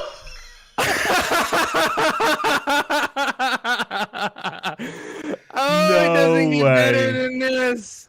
It doesn't get better than this. Let me get mine out of the way. It was a Diablo. All right, come on then. What'd you get? Robin Hood! Oh my gosh! No way! Awesome. That is great. That's one of my awesome. that's one of my chases. That's great. Yeah. No way! Live on camera. Live on camera, called it before it happened. Could you tell? Because I feel like I've never. I feel like I can always spot. I'll be honest. You did keep it quite close. This is weird. Yeah, I intentionally kept it close because I was like, in case this happens, I always get this feeling, like I've just felt it for the end of the Inklands. In your groins. Well, and also, so the same thing happened. Let me get a penny sleeve. The show is scripted. I promise it's not. The oh god. When I did well in the Winnabox tournament that I played months ago, we ended up splitting the prizing, and so I just got handed random packs. And I was like, I did well this tournament. I feel like I'm going to open an Enchanted here. Like nobody else opened an Enchanted, and I did. I opened an Aurora. Oh. And that happens kind of frequently where I'm like, I can feel it. An Enchanted's going to be in here. That's so great. That's awesome. I have opened far less into the Inklands product. And than other sets? Yes. And I have 4 Enchanteds from this set. Yeah. I have more Enchanteds from this set than any of the others. So now that he's in a top loader. There he is. Look at him. What a beaut. There he is. He was the one he was the first one I pulled from this set as well. Is that your fourth Robin Hood? No. Oh. I have 4 Robin Hoods already. Enchanted? I wish. Here's a good one. That's I didn't awesome. tell you, did I? We had a guy come in the store today and buy all of them, all the enchanters we had in the store. Oh, wow. Yeah. Just walked in and was like, hey, which ones you got? I'm collecting them. And we're like, well, these. And he was like, you do me a deal on all 5? I think my boss was there and he was like, knocked $100 off. He was like, yeah, sure. And took them. Yeah. Crazy. At this point, I need to start considering selling some of these to grab the first chapter ones, because there's no reason I should have 4 of these. There's no reason I should have less first chapter enchanteds than these that I'm not actually trying to collect. So you have, you want to do all the first chapters and you have less than 4 of them? I have 3. Wow. I have Aurora, Aladdin, and I bought a Stitch Carefree Surfer. Yeah. There's a Mickey Wayward Sorcerer at my LGS that's like, I think it's priced around $250, and I can't I just haven't bought it from them yet, so maybe I'll make something work. Thank you, Dan. Hobbies and Happiness. Oh yeah, look at that. What do you mean congrats, Brandon? That should be commiserations, Jonti. There we go. It comes on the stream. So who won the pack battle? Well, I mean, I feel like it was pretty neck and neck until that last one. Yeah, I thought you were gonna win. I was like, you got the super rare Helga. Yeah, and the Josh Sweet. Yeah, that was pretty good. Monsanui. The rest of mine was not good. Oh well, never mind. Yeah, there wasn't really anything of note that I pulled out of that one. 1.2 on great. Yeah, Elsa's up there, eh? Like I feel like she's the one you'd still buy packs for if you could get them. Like I've not seen first chapter anywhere now, but I think I'd still, if I walked in, if like first chapter was on the shelf, I'd buy one every time I saw it, just to try and like as a pure lottery. Yeah, I might just be at that point because it's going to take me forever to find an Elsa to buy. And then also like the whole thing on whether they're even real or not, making sure that you get one that's from a decent source and it's an actual enchanted card. Yeah, exactly. Yeah. It's tricky, eh? So. Well, that was a good thing to finish on, eh? That was a great thing to finish on. We appreciate you all being here, folks. Thanks for bearing with us slightly, going a little longer. But yeah, set 4, exciting stuff. Hopefully next week we'll have rules to talk about. We'll maybe got a couple of card reveals. Who knows? And hopefully an update on what's happening with the with challenge as well, which would be good. So lots to come, I think. What does your week in ink look like, Brandon? This week. Well, I have League tomorrow. They're doing a Street Rat format, but I haven't been bothered to make a deck for it. I just haven't had the time. So I've told a couple people that I'm going to just bring my constructed decks, and they're handing out pins and stuff tomorrow. So I'm going to hopefully get one of those and play some constructed with people. And then I think that's pretty much it. I don't think there's anything else particularly exciting happening this week. Mm-hmm. Yeah, and I've got running a draft on Saturday. And yeah, otherwise not much. Like I say, hoping to get the rules to start sort of digging into those, really. I tell you one format that I'm interested in. I was listening to the Overexerted guys, and they were saying they're doing a format where you can play any cards you like, still 2 color restriction, any cards you like, as long as they've been in a starter deck. Oh, I was like, that is interesting. I could try that. So you can do play sets of them, but they've got to have been in a starter. I was like, I just started rattling my brain as to what I would do, and I think I would go Amethyst Steel, because it gives you all of the MIM stuff, obviously. The MIM stuff, and it also gives you on the other side. It would also give you the only board removal in Grab Your Swords. Oh yeah, that's true. So when I think everyone else would play a lot of low to the ground stuff, I was like, that's a really good idea. Yeah, so I definitely want to have a little look at. So there we go. Until then, Brandon, all of your links are in the description. I'm here. Mm-hmm. We will see you through the week. Anything else you want to say? Are we good? I think we're good. All right, cool. Until next week in ink. That was this week in ink. Oh, that's weird. We did it the other way around. We did.